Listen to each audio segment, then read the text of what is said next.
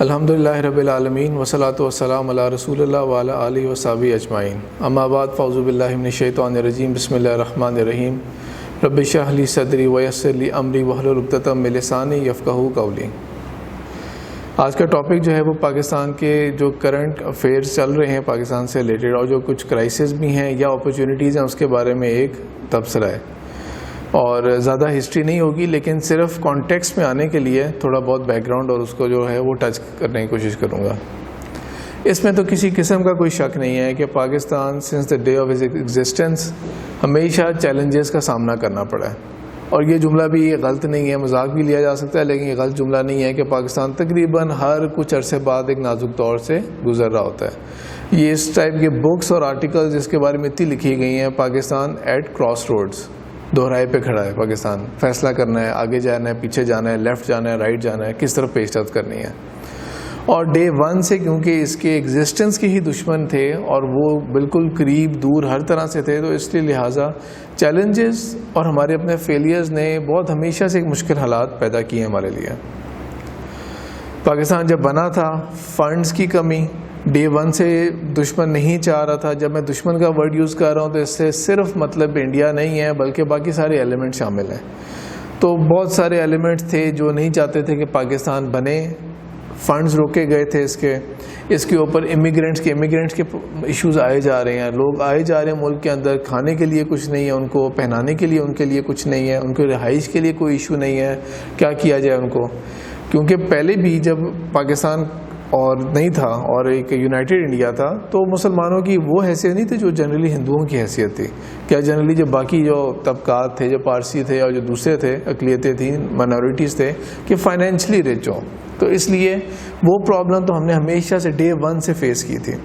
Plus اس کے اوپر added وہ چیزیں بھی ہو گئیں کہ ساتھ ہی 48 کے اندر وہ کشمیر کا ایشو بھی چھڑ گیا، اور کشمیر ایشو کے لیے آرمی نے جو اس وقت کے، کیونکہ وہ اس میں اندر گورے بھی شامل تھے، تو اس لیے انہوں نے اس کے اندر بڑھ چڑھ کے حصہ نہیں لیا، بلکہ جو قبائلی علاقے کے لوگ ہیں وہ آگے بڑھے تھے۔ اور ایک بس جسے کہتے ہیں نا کہ ایک اسٹرکچرل طریقے سے پاکستان آگے نہیں بڑھا، بلکہ جلدی کام لینا پڑا ہمیں۔ سال سے اوپر کیا ہوا تھا ٹائم، قائد اعظم کی ڈیتھ ہو گئی، اور قائد اعظم کی کیونکہ صحت پہلے سے کافی خراب تھی، اس لیے پاکستان بننے کے بعد وہ بہت زیادہ جو گورنر جنرل کا رول تھا وہ نہیں ادا کر سکے۔ کئی ماہ تو زیارت میں رہے تھے وہ، اس سے پہلے بھی وہ بیمار تھے۔ یہ اللہ کی طرف سے نعمت تھی کہ بس ان کے ہوتے ہوئے پاکستان بن گیا، یہ نعمت بہت تھی۔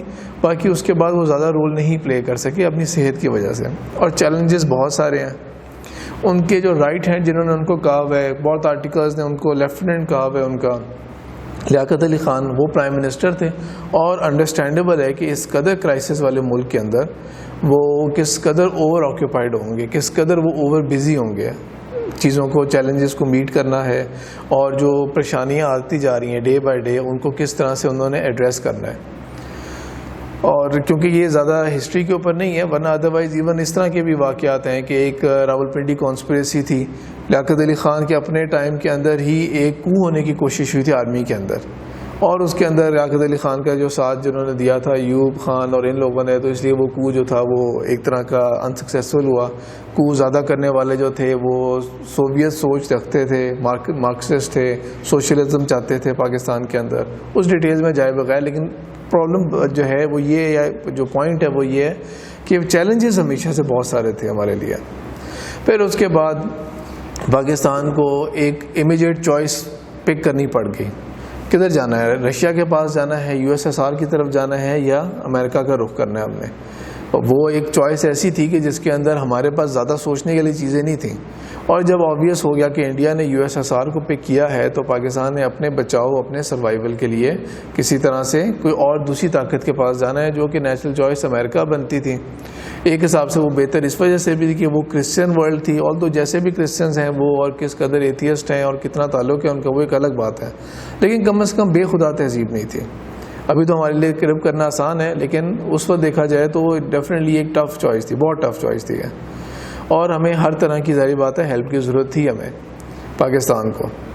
انڈیا نے اپنی اور بھی ڈپلومیسیز کافی یوز کی تھیں، کہ ایون جو عرب ورلڈ تھی وہ زیادہ پاکستان کے آگے پیش رفت نہیں کر رہی تھی، تو ہمیں پھر تھوڑا ٹائم لگا تھا کہ ان کے ساتھ ہم کس طرح چینلائز کر سکیں۔ اس سارے ٹائم کے اندر کیا ہوا کہ پھر 51 کے اندر لیاقت علی خان کو ایک مسٹیریس طریقے سے مرڈر کر دیا گیا. وہ راز ہی رہا کیونکہ جو مارنے والا تھا اس کو بھی فوراً مار دیا گیا. وہ پتہ ہی نہیں لگ سکا کہ اصل وجوہات کیا تھے. لیڈرشپ کا ایک دم سے فقدان پڑ گیا. یہ نیچرل بات بھی ہے کہ قائد اعظم جیسے قداور شخصیت کے ساتھ باقی لوگ جو تھے وہ اس لیول کے نہیں تھے. جس طرح ایک بہت بڑا بہت گھنا درخت ہو اور بہت اونچا ہو, اس کے ارد گرد دوبارہ اس طرح کا درخت نہیں نظر آ سکتا. ہمیں اس سے دور نظر آئے گا, اس کے سائے تلے کوئی اور درخت نہیں آ سکتا اس لیول کا. اور سب سے بڑا اگر کوئی تھا تو وہ لیاقت علی خان کا تھا, لیکن وہ بھی جب چلے گئے تو ایک نیچرل تھا کہ پاور ویکیوم ایک دم سے نظر آنا شروع ہو گیا ہے. اور یہ بات بھی انڈرسٹوڈ ہے کہ پاکستان کی تحریک اور پاکستان موومنٹ کے اندر ہر طرح کے بندے نے ساتھ دیا تھا, ہر طرح کے بندے نے ساتھ دیا تھا. وہ مسلمان ہے جیسا بھی مسلمان ہے, کتنا پریکٹسنگ ہے کتنا نہیں ہے, جو نعرے لگائے گئے تھے, جو قائد اعظم نے باتیں کی تھیں, جو لیاقت علی خان نے بھی مختلف پوائنٹس کے اوپر لیکچرز دیے تھے, اسلام کو ہم کس طرح دیکھتے ہیں پاکستان کے اندر, کیا رول ہوگا اس کا, وہ اس میں انٹرسٹڈ ہے نہیں ہے. وہ ہر طرح کا مسلمان تھا جو شامل تھا. لیکن کیونکہ مسلمانوں کی یونٹی تھی اس لیے اللہ تعالیٰ کی طرف سے ہمیں مدد بھی نصیب ہوئی تھی. اب جب وہ لیاقت علی خان بھی نہیں رہے, ایک دم سے فقدان نظر آ گیا. اور ابھی ہم برٹش ڈومینین کے انڈر تھے, 56 تک ہم نے ڈومینین کے اندر رہنا تھا. اب اس دوران ہمارے وزیر اعظم, گورنر جنرل اور ایک روٹیشن کا کام شروع ہو گیا. اینڈ چھوٹے لوگ پھر ظاہر بات ہے اس لیول کے نہیں ہوتے, تو وہ پھر ایک طرح کی روٹیشن اور ایک انسرٹینٹی اور ویکنیس اور وہ چیزیں نظر آنی شروع ہو گئی بہت زیادہ. دوسری طرف انڈیا جو ہے, گاندھی کا تو مرڈر ہو گیا تھا, لیکن گاندھی کیونکہ نہ کانگریس کے ہیڈ تھے نہ کانگریس کے ممبر اس سینس میں تھے, نہ گورنمنٹ کے اندر ان کا کوئی عہدہ تھا, تو اس لیے جو ان کا گورنمنٹ کی آرگنائزیشن تھی وہ جس کے اندر نہرو ان کا پرائم منسٹر جب بنا تو نہرو ہی چلتا رہا. لارڈ ماؤنٹ بیٹن کو انہوں نے رکھا ہوا تھا اپنا گورنر جنرل. اگر لارڈ ماؤنٹ بیٹن کو رکھا ہوا ہے تو ہم امیجن کر سکتے ہیں کہ انڈیا کے اور برطانیہ کے کیسے تعلقات ہوں گے اچھے. پھر مولانا ابوالکلام آزاد جو تھے, ان کو 10 سال ایجوکیشن منسٹر وہی رہے, تو ڈیفینیٹلی وہی پالیسیز بڑے رائٹ ڈائریکشن میں لگاتے گئے, جبکہ یہاں پہ ہم لوگ ایک آزمائش میں پھنس گئے. اور بالآخر جب ڈومینین کا وہ معاملہ ختم ہوا 56 کے اندر ہمیں کانسٹیٹیوشن بنانے کی اب پرمیشن اور اجازت ملی کہ لیگلی ہم بنا سکتے ہیں. کانسٹیٹیوشن بنائی, لیکن کیا ہوا 2 سال کے بعد ہی کانسٹیٹیوشن کو سائڈ پہ کر دیا گیا. اور کس نے کیا؟ سکندر مرزا جو پاکستان کے ہیڈ تھے اس وقت کے. انہوں نے مطلب کہ وہ خود آرمی بیک گراؤنڈ کے تھے, لیکن اب ایک سویلین ایک کیپیسٹی کے اندر, میجر جنرل ریٹائر ہوئے تھے, سویلین کیپیسٹی کے اندر وہ رن کر رہے تھے اسے. انہوں نے کیا کیا کہ انہوں نے ایوب خان کو کمانڈر ان چیف اور چیف مارشل ایڈمنسٹریٹر کے طور کے اوپر لگا کے, یعنی خود اپنے پاس وہ عہدہ رکھا ہے پریزیڈنسی کا اور ٹاپ ہونے کا, لیکن chief martial administrator Ayub Khan army ان کے انڈر ہے, اور ان کو کرا دیا. ایوب خان نے 3 ہفتے کے بعد ان کو بھی سائڈ پہ کیا, اور خود ایوب خان نے ازیوم کر لی پاور. 58 سے لے کے پھر آگے تقریباً 1 ڈیکیڈ چلتی ہے ہمارے پاس ایوب خان کے دور کی. اس دور کے اندر چیزیں اچھی بھی ہوئی ہیں. جو ہمارے پیرنٹس ہیں یا اس سے جو بڑے یا اس جنریشن کے لوگ ہیں وہ کیا کہتے ہیں, انڈسٹریلائزیشن ہوئی تھی, گروتھ ہوئی تھی پاکستان کے اندر. پاکستان کو گولڈن ایج کہا جاتا ہے اسے. پاکستان نے بہت ترقی کی تھی اس کے اندر. انفیکٹ ایسے آرٹیکلز بھی ہیں اس دور کے کہ یہ کہا جاتا تھا کہ اگر امریکہ کے بعد کوئی اور ایسی اکانومی ہے جس نے اس قدر برائٹ کلرز دکھا رہی ہے, خاص طور پہ ورلڈ وار کے بعد, ورلڈ وار 2 کے بعد, امیجن کریں پورا یورپ پورا امریکہ ایگزاسٹ ہو چکا تھا جنگ کی وجہ سے. اس قدر خرچے ان کے ہو گئے تھے کہ وہ ریٹین نہیں کر سکتے تھے. اور یہی تو بنیادی وجہ تھی کہ برٹن نے یہ طے کر لیا کہ ہمیں ایونچولی ہمیں چھوڑنا ہی ہے انڈیا کو. تو کسی ایسی سیٹنگ پہ چھوڑیں جو ایک ایکسیپٹیبل رہے, بعد میں بھی ریلیشن شپ ایسا ہو, ورنہ ادروائز وہ کیوں چھوڑتا ہے, اتنے آسانی سے کیوں چھوڑتا وہ. اور اسی کا فائدہ اٹھاتے ہوئے قائد اعظم نے ساری ڈیلز کر لی تھی ان کے ساتھ. وہ جو قائد اعظم کے بارے میں میرا ایک بہت ہی لمبا لیکچر ہے, 4.25 گھنٹے کا لیکچر ہے, وہ اس کے اندر اس طرح کی ڈیٹیل جو ہیں وہ ساری موجود ہیں. تو بہرحال اس کے اندر پھر اس کو ہم آگے اگر لے کے چلیں اس بات کو, تو ایوب خان کے دور کے اندر یہ ہمیں ساری پروگریس نظر آتی ہے, انڈسٹریلائزیشن اور پاکستان کی گروتھ, اور ایک دم سے ایکسپورٹس بھی بڑھ رہی ہیں پاکستان, کیونکہ ایوب خان کی ایک اپنی بھی ایسی پرسنالٹی تھی, تو اس لیے وہ نیوز ضرور بنے. جہاں جہاں جاتے رہے نا, وہ امریکہ کے ٹرپس, USSR کے ٹرپس, اور جہاں بھی گئے انہوں نے کیچ بہت کچھ کیا. بدقسمتی سے اس کو ہم یہ بھی کہہ سکتے ہیں کہ یہی جو ہمارا جو اس وقت کا گولڈن پیریڈ کا ایک ڈیکیڈ آئی نا, لیکن کیونکہ یہاں پہ انٹرونشن ہوئی تھی تو لہٰذا جو ایک لانگ ٹرم کے اندر دیکھا جائے نا تو انسٹیٹیوٹس ڈیولپ نہیں ہو سکے ہماری جو ڈیموکریسی ڈیولپ نہیں ہو سکی, فوج جو ہے وہ ڈیولپ ہوئی, بیوروکریسی بھی اس لیول کی اس پائی کی نہیں ہو سکی لیٹ الون, یعنی کہ صرف اس کو اگر دیکھا جائے, ورنہ مین انسٹیٹیوشن جو اسٹرانگ ہوا وہ فوج کا ہوا. اور ظاہر بات ہے جب مارشل لا ہوتا ہے تو پھر فوج جو ہوتی ہے وہ اس کے ہی لوگ زیادہ تر آگے ہوتے ہیں. تو یہ انسٹیٹیوشن نہ ڈیولپ ہونا یا جو جمہوریت نظام نہ چلنا یا جو بھی ہے, ظاہر بات ہے جمہوری نظام جو ہے وہ پرفیکٹ نظام نہیں, اس کے اندر بھی اپنے پرابلمز ہیں. وہ پچھلے سال الیکشن سے پہلے ایک لیکچر دیا تھا, اس کے اندر اسلام اور ڈیموکریسی کے بارے میں بات کی تھی. اس کے اندر بھی ملٹیپل پوائنٹس ہیں ایسے جو کہ ہم کہہ سکتے ہیں کہ یہ چیز بہتر ہو سکتی ہے, یوں ہو سکتی ہے, ڈسکسیبل اور آرگیوبل ایک ٹاپک ہے وہ. لیکن at the end of the day اس سے ایک نظام کے اپنے بھی ایک فائدے ہیں, اس کے اندر کچھ بہت بینیفٹس بھی ہیں. تو ہم کہنے کو جمہوری جمہوری جمہوری ریپبلک کے نام سے ہم چلتے رہے, لیکن ایکچولی ریپبلک جو ہے وہ اس طرح سے گراس روٹ لیول پہ ہمارے ہاں آ نہیں سکا. اس میں یہاں پہ جہاں پہ گولڈن ایج بھی ہے وہاں پہ یہ ایک فالٹ لائن بھی بنی کہ یہ ایک ٹرینڈ ایسا سیٹ ہو گیا کہ انسٹیٹیوشنز نہیں ڈیولپ ہوئے, ڈیموکریسی ڈیولپ نہیں ہوئی, پولیٹیکل پارٹیز نہیں ڈیولپ ہو سکیں, اور کام اسی طرح ہی ہمارا چلتا رہا. پاکستان بننے کے بعد کے آگے کے بارے میں ایک جو انڈیا پاکستان کے ریلیشن شپ ہے اس کے بارے میں بھی ایک 2016 کے اندر ایک آڈیو لیکچر ہے جس کے اندر ہے کہ انڈیا جو ہے وہ پاکستان سے کیوں جنگ کرنا چاہتا ہے. اس کے اندر تھوڑے سے اور اسپیکٹ سے بات کی ہے, وہ اس ٹاپک کو کمپلیمنٹ کر سکتا ہے. لیکن بہرحال آج کیونکہ کسی اور پوائنٹ آف ویو سے بات کرنی ہے اس لیے فوکس یہ کرتے ہوئے کہ پاکستان نے چاہے 65 کی وار کے اندر جتنا کچھ ہم نے اچیو کر لیا اور آرمی نے اور پھر قوم نے جس طرح سے بیک کیا, لیکن جو ٹیبل ڈسکشن ہوتی ہے, جو ٹیبل ٹاک ہوتی ہے, اس میں ہم نے یقیناً بہت مار کھائی. ہم نے جو تاشقند کے اندر جو ایگریمنٹ ہوا تھا اور اس کی کیا ڈیٹیلز تھیں, اور وہی سپلٹنگ پوائنٹ بنا تھا ایوب خان کا اور بھٹو کا. بھٹو نے وہاں سے ہی کیا تھا کہ نہیں ہو, لیکن بات بتائی بھی نہیں, ڈیٹیلز بعد میں کبھی ڈسکلوز بھی نہیں کی, لیکن بہرحال ایک وہ اس کو پوائنٹ بنایا, اپنی پولیٹیکل پارٹی بھی بنائی, اور بھٹو ایک لیڈنگ پرسنالٹی بنا اپوزیشن کے اندر. ایوب خان کا ڈاؤن فال جو تھا وہ بیسکلی 65 کی وجہ سے شروع ہوا. 65 سے ڈاؤن فال ہونا شروع ہوا. ٹھیک ہے, وقتی جذبات ہوتے ہیں. امیجن کریں فیبری میں میرے اور آپ کے کیا جذبات ہیں جب انڈیا پاکستان آمنے سامنے ہوئے ہوئے تھے. وہ وقتی جذبات جو ہوتے ہیں نا وہ ایک دم سے بہت زیادہ ایلیویٹ کر لیتے ہیں. لیکن ایوب خان کا اوور آل جو ڈاؤن فال تھا وہ وہاں سے شروع ہوا. ایوب خان نے کیا کر دیا, ایوب خان نے آگے جس کو کمانڈ دے کے چلے گئے, خود تو اپنے آپ کو بچا لیا, آگے جس کو کمانڈ دے کے گئے اور جن حالات میں گئے اور جو بیک گراؤنڈ بن چکا تھا اس سارے کے کہ پاکستان جو ہے جو ایسٹ اور ویسٹ ہے وہ ایک دوسرے کو نہ برداشت کرنے کے اوپر آ چکے تھے. صرف اس وجہ سے ایوب خان کے دور کے اندر نا یونیٹری گورنمنٹ ہوتی تھی, ایک سینٹرلائز گورنمنٹ تھی, پورا پاکستان کو نا ایک یونٹ کے طور پہ ٹریٹ کرتے تھے ویسٹ پاکستان کو. اب اس کے پیچھے جو مین ریزن تھا, سیکنڈری ریزنز تو اور بھی ہو سکتے ہیں, وہ پلس مائنس چیزیں, centralise versus decentralise government کی تعریفیں اور بد تعریفیں کی جا سکتی ہیں, پروز اینڈ کونس ڈسکس کیے جا سکتے ہیں. لیکن جو مین ریزن تھا وہ یہ تھا کہ بنگلہ دیش کی آبادی ہمارے ہر صوبے کی آبادی سے زیادہ تھی, یا ان ادر ورڈ جو ایسٹ پاکستان کی آبادی تھی وہ ہمارے ہر صوبے سے زیادہ تھی. اس کو کاؤنٹر کرنے کے لیے کہ یہاں کی آبادی زیادہ ہو, اس لیے یہ پورا جو ویسٹ پاکستان ہے یہ 1 یونٹ ہوگا, آبادی بیلنس ہو جائے گی, تو ان کے پاس سیٹیں اور اس کی جو ریشیو ہوتی ہے وہ ہمارے پاس زیادہ اختیار رہے گا. حالانکہ سکندر مرزا کا, جن کا میں نے پہلے ذکر کیا, وہ خود بنگالی تھے, وہ اور ہیڈ آف اسٹیٹ رہے ہوئے ہیں, وہ بنگالی تھے.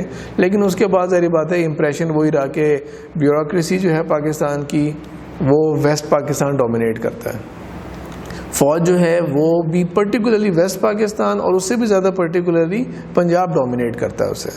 یہ امپریشن پڑتا رہا اور آگے ایک ڈس یونٹی اور کی کیفیت پڑتی رہی. بھٹو کی جو بہت بڑی بڑی غلطیاں ان میں سے وہ تو ظاہری بات ہے تاریخ ہو گئی ہے, اس کو اب ہم ریورس نہیں کر سکتے. لیکن جہاں پہ بھٹو کی ایک کیزمیٹک پرسنالٹی بھی تھی, لیڈرشپ بھی تھی, عوام کو موبلائز بھی کیا تھا, وہاں پہ ایک پرابلم یہ بھی کریٹ کر دی کہ بنگلہ دیش کے بننے کے اندر بہت سارا جو سبب بنا وہ بھٹو بھی تھے. اور ادھر ہم ادھر تم والی جو کیفیت ہے اس کو انہوں نے اس طرح سے ایک پولیٹیکل لیول کے آگے کانسیکوینسز نہیں دیکھے. پرابلی زیادہ سر پہ جو چیز سوار تھی وہ یہ تھی کہ اقتدار کسی طرح سے میرے ہاتھ میں رہے, اقتدار ویسٹ پاکستان کے ہاتھ میں رہے. ایسٹ کے آگے ہم نے جھکنا نہیں ہے، نہ ان کے کوئی مطالبے ماننے ہیں. اور پھر ظاہری بات ہے کہ اس سے اچھا موقع کیا مل سکتا تھا انڈیا کو. جنرل یحییٰ جو ہے وہ بہت ہی آزاد سوچ کا بندہ تھا، اور اپنی ذاتی پرسنالٹی کے اندر بھی ملٹیپل ٹائمز پاکستان کے لیے امبیرسمنٹ کا سبب بنا، ملٹیپل ٹائمز. اور اس کا ذاتی طور پہ کوئی بہت زیادہ دلچسپی نہیں تھی پالیٹکس کے اندر. اس کو یہی تھا کہ میں آگے نا پاور ہینڈ اوور کروں، کیونکہ ایوب خان نے اس کے حوالے کیا تھا، اس کو تھا کہ پاور ہینڈ اوور کر کے میں جاؤں گا. At the end of the day کیا ہوا؟ جو لوگ اس دور کے ہیں وہ تو کہتے ہیں کہ ایون میڈیا اور یہ صحافت جتنی آزاد اس کے دور میں تھی نا، اتنی آزاد کبھی بھی نہیں تھی. تو at the end of the day کیا ہوا کہ پاکستان جو ہے وہ ایک جنگ میں آ گیا. اپنے ہی ملک کے اندر ایک سول وار کی کیفیت ہو گئی. بہترین موقع انڈیا کو ملا، اندرا گاندھی جیسی لیڈر تھی وہاں پر، اور اس نے اس کو بھرپور فائدہ اٹھاتے ہوئے اس کیفیت کو پیدا کیا کہ ایسٹ پاکستان ایک دن کے اندر ہی اس نے اپنا نام چینج کر کے بنگلہ دیش رکھ دیا، اور ڈے ون سے اپنے آپ کو سیکولر قرار دے دیا. یعنی کہ آپ یہ دیکھیں کہ ڈکے کس قدر ہوا کہ وہ خطے جو صرف اسلام کے نام پہ بنے، صرف اسلام کے نام پہ آزاد ہوئے. زبان وہ پہلے بھی ہمیں نہ بنگالی آتی تھی، نہ ایسٹ ویسٹ پاکستان والوں کو، اور نہ ایسٹ والوں کو یہ اردو یا پنجابی یا ان میں سے کوئی زبان اس طرح آتی تھی. تو وہ ایشوز تو ایتھنک ایشوز اور باقی سارے ایشوز تھے، لیکن وہ جو سارا جذبہ تھا کہ اسلام کو ہم نے کرنا ہے، وہ آپ سوچیں کہ اس قدر ڈکے ہوا کہ 47 سے لے کے 71 کے اندر انہوں نے ایک دن بھی برداشت نہیں کیا کہ پاکستان جو ہے وہ نام ہم ریٹین رکھیں اسے. فوراً انہوں نے نام چینج کیا، بنگلہ دیش سیکولر کنٹری. وہ تو کوئی 81 اور اس ٹائم پہ جا کے جب ان کے اندر فوجی ٹیک اوور ہوئے تھے تو تھوڑا بہت اسلامائزیشن ہونی شروع ہوئی تھی. اسلام پریفرڈ کنٹری ہے، وہ اسلامک ریپبلک اس طرح نہیں ہے، لیکن اسلامک رولز اسٹیٹ کے اوپر جیسے عید کی چھٹیاں اس طرح کی چیزیں ہوتی ہیں وہ پریفر کی جائیں گی، ادروائز سیکولر کنٹری. اور اگر امریکہ اور ان کے ذریعے سے اگر اللہ تعالیٰ جو ہے وہ اس کو بھارت کو نہ روکتا تو پتہ نہیں ویسٹ پاکستان کے اندر بھی ہم کیا کچھ لوز کر چکے ہوتے، کیونکہ مورال بھی بہت ڈاؤن تھا. 93,000 فوجی جنا پکڑا گیا ہمارا، وہاں پہ سرنڈر کرنا پڑا ان کو. کس قدر امبیرسمنٹ والی کیفیت تھی. تو یہ مشکل حالات ان سے ہم لوگ گزرتے ہوئے آئے، لیکن بہرحال اللہ تعالیٰ نے بالکل ختم ہونے سے بچت کر لی. اور جو اصل میں 1930 والا جو اقبال کا جو خطبہ جو بہت زیادہ کوٹ کیا جاتا ہے، اس والی بات الہ آباد والا، اس کے اندر جس خطے کو اقبال نے مینشن کیا تھا نا، اس میں بنگال کا ذکر نہیں تھا. وہ والا خطہ پاکستان صرف پاکستان کے نام سے کنٹینیو رہا. اب ظاہر بات ہے ایک نئی کانسٹیٹیوشن، ہر چیز کی ایک نئی ضرورت ہے. بھٹو نے یہاں پہ پھر لیڈ کرنا شروع کیا. بھٹو نے نیا آئین بھی پیش کیا، انٹرم آئین بھی پیش کیا، پھر دوسرا جو 73 کا 73 کا آئین ہے وہ بھی پیش کیا. پہلا سول مارشل ایڈمنسٹریٹر کے طور پہ اس نے نہ ایک کام لینا شروع کیا. لیکن یہ ہے کہ کیونکہ وہ ابتدائی سال تھے تو بھٹو کی پاپولیرٹی جو تھی وہ کافی تھی، قوم کے اندر ایک جذبہ بھر دیا تھا اس نے. بھٹو کی اور جو غلطیاں تھیں وہ یہ تھا کہ جو ترقی ہم نے کی تھی ایوب خان کے دور کے اندر انڈسٹریلائزیشن کی اور کیپٹلسٹ اکانومی کی بیس کے اوپر، اس کے فائدے نقصانات ایک الگ ڈسکشن ہے، لیکن بعد جو ترقی کی تھی اس کی سارے جنا ستیہ ناش ہو گیا تھا جب نیشنلائزیشن ہو گئی اس کی. تو ایک سٹیٹمنٹ اگر میں دوں تو یہ بہت زیادہ غلط نہیں ہوگی کہ یہ جو ہم سٹیل میلز اور پی آئی اے اور یہ سرکاری اداروں کو کرپ کر رہے ہوتے ہیں نا کہ ستیہ ناش ہوا ہے ان کا، نقصان میں جا رہے ہیں. اگر ہم اس کو ڈیپ انالیسس کریں تو اس کی وہ جڑیں وہاں سے جا کے شروع ہوں گی، کہ بگاڑ وہاں سے ہونا شروع ہوا تھا. پھر مزدور طبقے کو، سوشلسٹ کو روٹی کپڑا مکان اور اپنے حق کی بات کرنا اور اسلامک سوشلزم، یہ وہ نعرے لگائے جو کہ بالکل نہ ہونے والے تھے. عوام کو ایک آپ کہہ لیں کہ ایک ٹوپی بس پہنا دی اس چیز کے اوپر، جنون دے دیا اس چیز کا، جو کہ پاسبل ہی نہیں ہے. کہاں پاسبل ہے کہ پاکستان کے پاس وسائل ہیں کہ ہر بندے کو مکان ملے گا؟ یہ پاسبل نہیں ہے یہ. لیکن اسلامک سوشلزم اور اس کی بات کر کے، حالانکہ بھٹو بھی پرویز مشرف نے امریکہ کی ایک انٹرویو کے اندر کہا تھا کہ لیسٹ ریلیجس گورنمنٹ پاکستان کی ہسٹری میں، مشرف خود کہہ رہا ہے، وہ کون سا بڑا ریلیجس بندہ ہے، لیکن مشرف نے کہا تھا لیسٹ ریلیجس گورنمنٹ جو تھی نا پاکستان کے اندر اگر کبھی رہی ہے وہ بھٹو کی رہی ہے، لیسٹ ریلیجس. لیکن اسلامک سوشلزم کا نعرہ لگایا اس نے، اور جو یہ مزدوروں کے حقوق اور یونینز اور یہ اور نان پروڈکٹیوٹی کی طرف ہم لوگ زیادہ بڑھنا شروع ہو گئے. ہم یہاں پہ گئے. بہرحال بھٹو کی جو اچھی باتیں ہیں وہ بھی میں ذکر کروں گا. ایسا نہیں ہے کہ صرف نیگیٹو سائڈ کو میں ذکر کر رہا ہوں وہ, لیکن میں مشکلات کی ہم بات کریں جو مشکلات ہم نے فیس کی ہیں اس کے اوپر. پھر ہم آگے چلتے ہیں اور ہم آتے ہیں ضیاء الحق کے دور کے اوپر. ایک اور مارشل لاء لگ گیا. اگین اگر کوئی انسٹیٹیوشنائزیشن ہونی شروع ہوئی, کوئی پولیٹیکل پارٹی بنی, 70 کے اندر پہلے الیکشن ہوئے تھے, موقع ملا تھا کہ عوام سے بھی تو پوچھا جائے کہ عوام کیا چاہ رہی ہے. اگر ریپبلک ہے تو ریپبلک فنکشن بھی تو کرے. تو وہ ظاہر بات ہے مارشل لاء آ گیا, دوبارہ فوج آ گئی, مختلف کاموں کے اوپر گھس گئی, اور زیادہ عرصہ نہیں گزرا, with in a couple of years کیا ہوا, جب USSR نے افغانستان میں حملہ کر دیا تو امریکہ کو, پاکستان کی اور ان ممالک کو, جو یورپین ممالک ہیں, جو سارے جو USSR کے اگینسٹ, ان کو پاکستان کی ضرورت پڑ گئی اچانک. اور پاکستان نے اس کو ہم یہ کہہ سکتے ہیں ملیٹریلی بہت طریقے سے ٹیکل کیا اسے. USSR جیسی سپر پاور کے ساتھ لڑنا, اور USSR کو پتہ ہے کہ یہ سارا گوریلا وارفیئر, ویپنز اور یہ سب کچھ کہاں سے آ رہا ہے, اور اس کے ٹیکٹیکل وارز اور سب کچھ جو ہے وہ پاکستان نے کیا.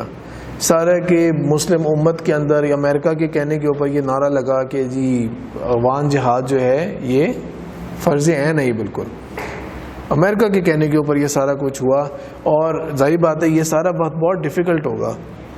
جنہوں نے شعور کے اندر وقت گزارا, جو ڈیلی نیوز دیکھتے ہوں گے, انہوں نے کس قدر اس کو ریئلائز کیا ہوگا کس قدر یہ ڈیفیکلٹ ٹائم تھا. اور ساتھ انڈیا بھی تو بیٹھا ہوا ہے ہمارے. اگر وہاں پہ ڈیفیکلٹ ٹائم ہے, USSR آ گیا ادھر, اور ہمارے پاس تو ابھی تک کچھ نہیں ہے, یعنی کہ ابھی نیوکلیر پاور پاکستان نہیں ہے, تو کس قدر ڈیفیکلٹ وہ ٹائم ہوگا. لیکن بہرحال اس کے اندر سے بھی ہم لوگ سمہاؤ نکلتے رہے, اس کے اندر ساری تعریفیں اور ساری بد تعریفیں ضیاء الحق کی جمع کرتے ہوئے. لیکن ایٹ لیسٹ یہ ہے کہ پاکستان سمہاؤ اس مشکل وقت کو سروائیو کر گیا. کچھ بیڈ امپریشنز رہے ضیاء الحق کے, کچھ اچھے امپریشنز بھی رہے ضیاء الحق کے. اور اسلامائزیشن اور اس کی جو بات ہے اس کو نیگیٹو رنگ میں زیادہ اس کو جو ہے نا شو کیا جاتا ہے, اس کی مس یوز اور وہ جو ہیں وہ چیزیں ایک الگ ہیں. لیکن بہرحال پازیٹیو ایسپیکٹس بھی ہیں اس کے کافی حد تک. پھر جب ہم ضیاء الحق کی ڈیتھ کے بعد, اور جس کے بارے میں اگین وہ انہیں کہ آفیشیلی کچھ نہیں کہا جاتا, ان آفیشیلی ہم سب کہتے ہیں امریکہ نے مروایا تھا. اس کے بعد 90s کی دہائی آتی ہے ہماری, اور وہ آپ کو پتہ ہی ہے کہ کس طرح کی پالیٹکس ہو رہی تھی. سال 2 سال نہیں گزرتے تو وہ جی اٹھا کے پرے پھینک دیا گورنمنٹ کو. پھر دوسری گورنمنٹ آ گئی, پھر نواز شریف کی باری آئی, تو پھر بے نظیر کی باری آ گئی, پھر نواز شریف کی باری آ گئی. بس یہ روٹیشن چلتی رہی کہ یہاں تک کہ وہ کارگل اور اس واقعے کے بعد جا کے یہ مسئلہ آ گیا, پرویز مشرف کا ایرا شروع ہو گیا.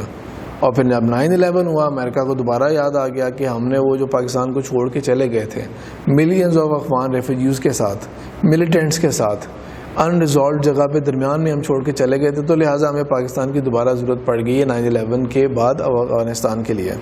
نہ پاکستانی کو انوالو اس کے اندر, نہ ہمارا کوئی ڈائریکٹ لینا دینا, لیکن ہمیں ڈائریکٹ دھمکی دے دی گئی ود اس اور اگینسٹ اس. اور ہمارے کمانڈو جنرل کو بھی یہ کہنا پڑ گیا ہم آپ ہی کے ساتھ ہیں, ہم آپ کے ساتھ ہیں, پتھروں میں نہ پہنچا دیں ہمیں کہیں واپس. یہ جو بعد میں انکشاف ہوا, اس کی اپنی بک کے اندر بھی اس کا ذکر آتا ہے. تو یہ حالات ہیں جی, ہم نیچے ہو کے کس طرح سے ہمیں اس کا سامنا کرنا پڑا. اور مشرف کی جو بک ہے وہ بہت افسوسناک بک ہے, سیدھی سی بات ہے. اس کے اندر صاف لکھا ہوا ہے اس نے کہ پیسے لے کے ہم بندے پکڑاتے رہے ہیں, ہمیں یہی ایوارڈز ملتے رہے ہیں اس کے اگینسٹ, ہمارے بس گن گائے گئے, تعریفیں ہوئیں, اور ہم نے کس طرح جو ہے نا سارے لوگوں کو, اپنے بھی باہر کے بھی. عافیہ صدیقی کا بھی کیس تب سے چلا آ رہا ہے, وہی والا مسئلہ, ایک پرانا مسئلہ چلتا آ رہا ہے اس کا بھی. تو یہ ہمارا وہ دور ہے جب ہم لوگ بالکل ایک طرح کے نا اس طرح کی آئسولیشن کی غلامی میں چلے گئے.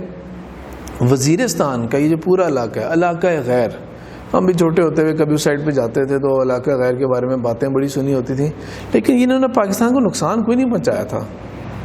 یعنی کہ کہنے کا مطلب یہ ہے کہ ٹھیک ہے وہاں پہ مجرم لوگ وہاں جا کے پناہ لے لی, یعنی کہ نیگیٹو میں اس کے ڈسکس کر رہا ہوں, مجرم لوگوں نے وہاں جا کے پناہ لے لی, یا اسمگلنگ یا ہیروئن یا اس طرح کی کوئی چیز ہے وہ چلتی ہے. لیکن قائد اعظم نے کہ جو پاکستان بننے کے بعد اور وہاں کے جو وزٹس کیے تھے, اور پاکستان قائد اعظم کو بہت ویلکم کیا گیا تھا, تو قائد اعظم کی اسٹیٹمنٹ یہ تھی کہ یہ لوگ حب وطن ہے, پاکستان کے محب ہیں, یہ اپنا نظام اپنی مرضی سے چلاتے رہیں, ہم انٹرفیئر نہیں کریں گے ان کے نظام کے اندر. قبائلی لوگ ہیں, ان کا اپنا مزاج ہے, ہم ان کے ساتھ پنگا نہیں لیں گے, ہم کچھ نہیں کریں گے. اور وہ واقعی حب وطن رہے تھے, جب پاک آرمی نے انکار کر دیا تھا کہ ہم کشمیر میں انٹر نہیں ہوں گے تو قبائلی لوگ گئے تھے. افغان وار کے اندر یہی قبائل تھے جن کو استعمال کیا گیا تھا.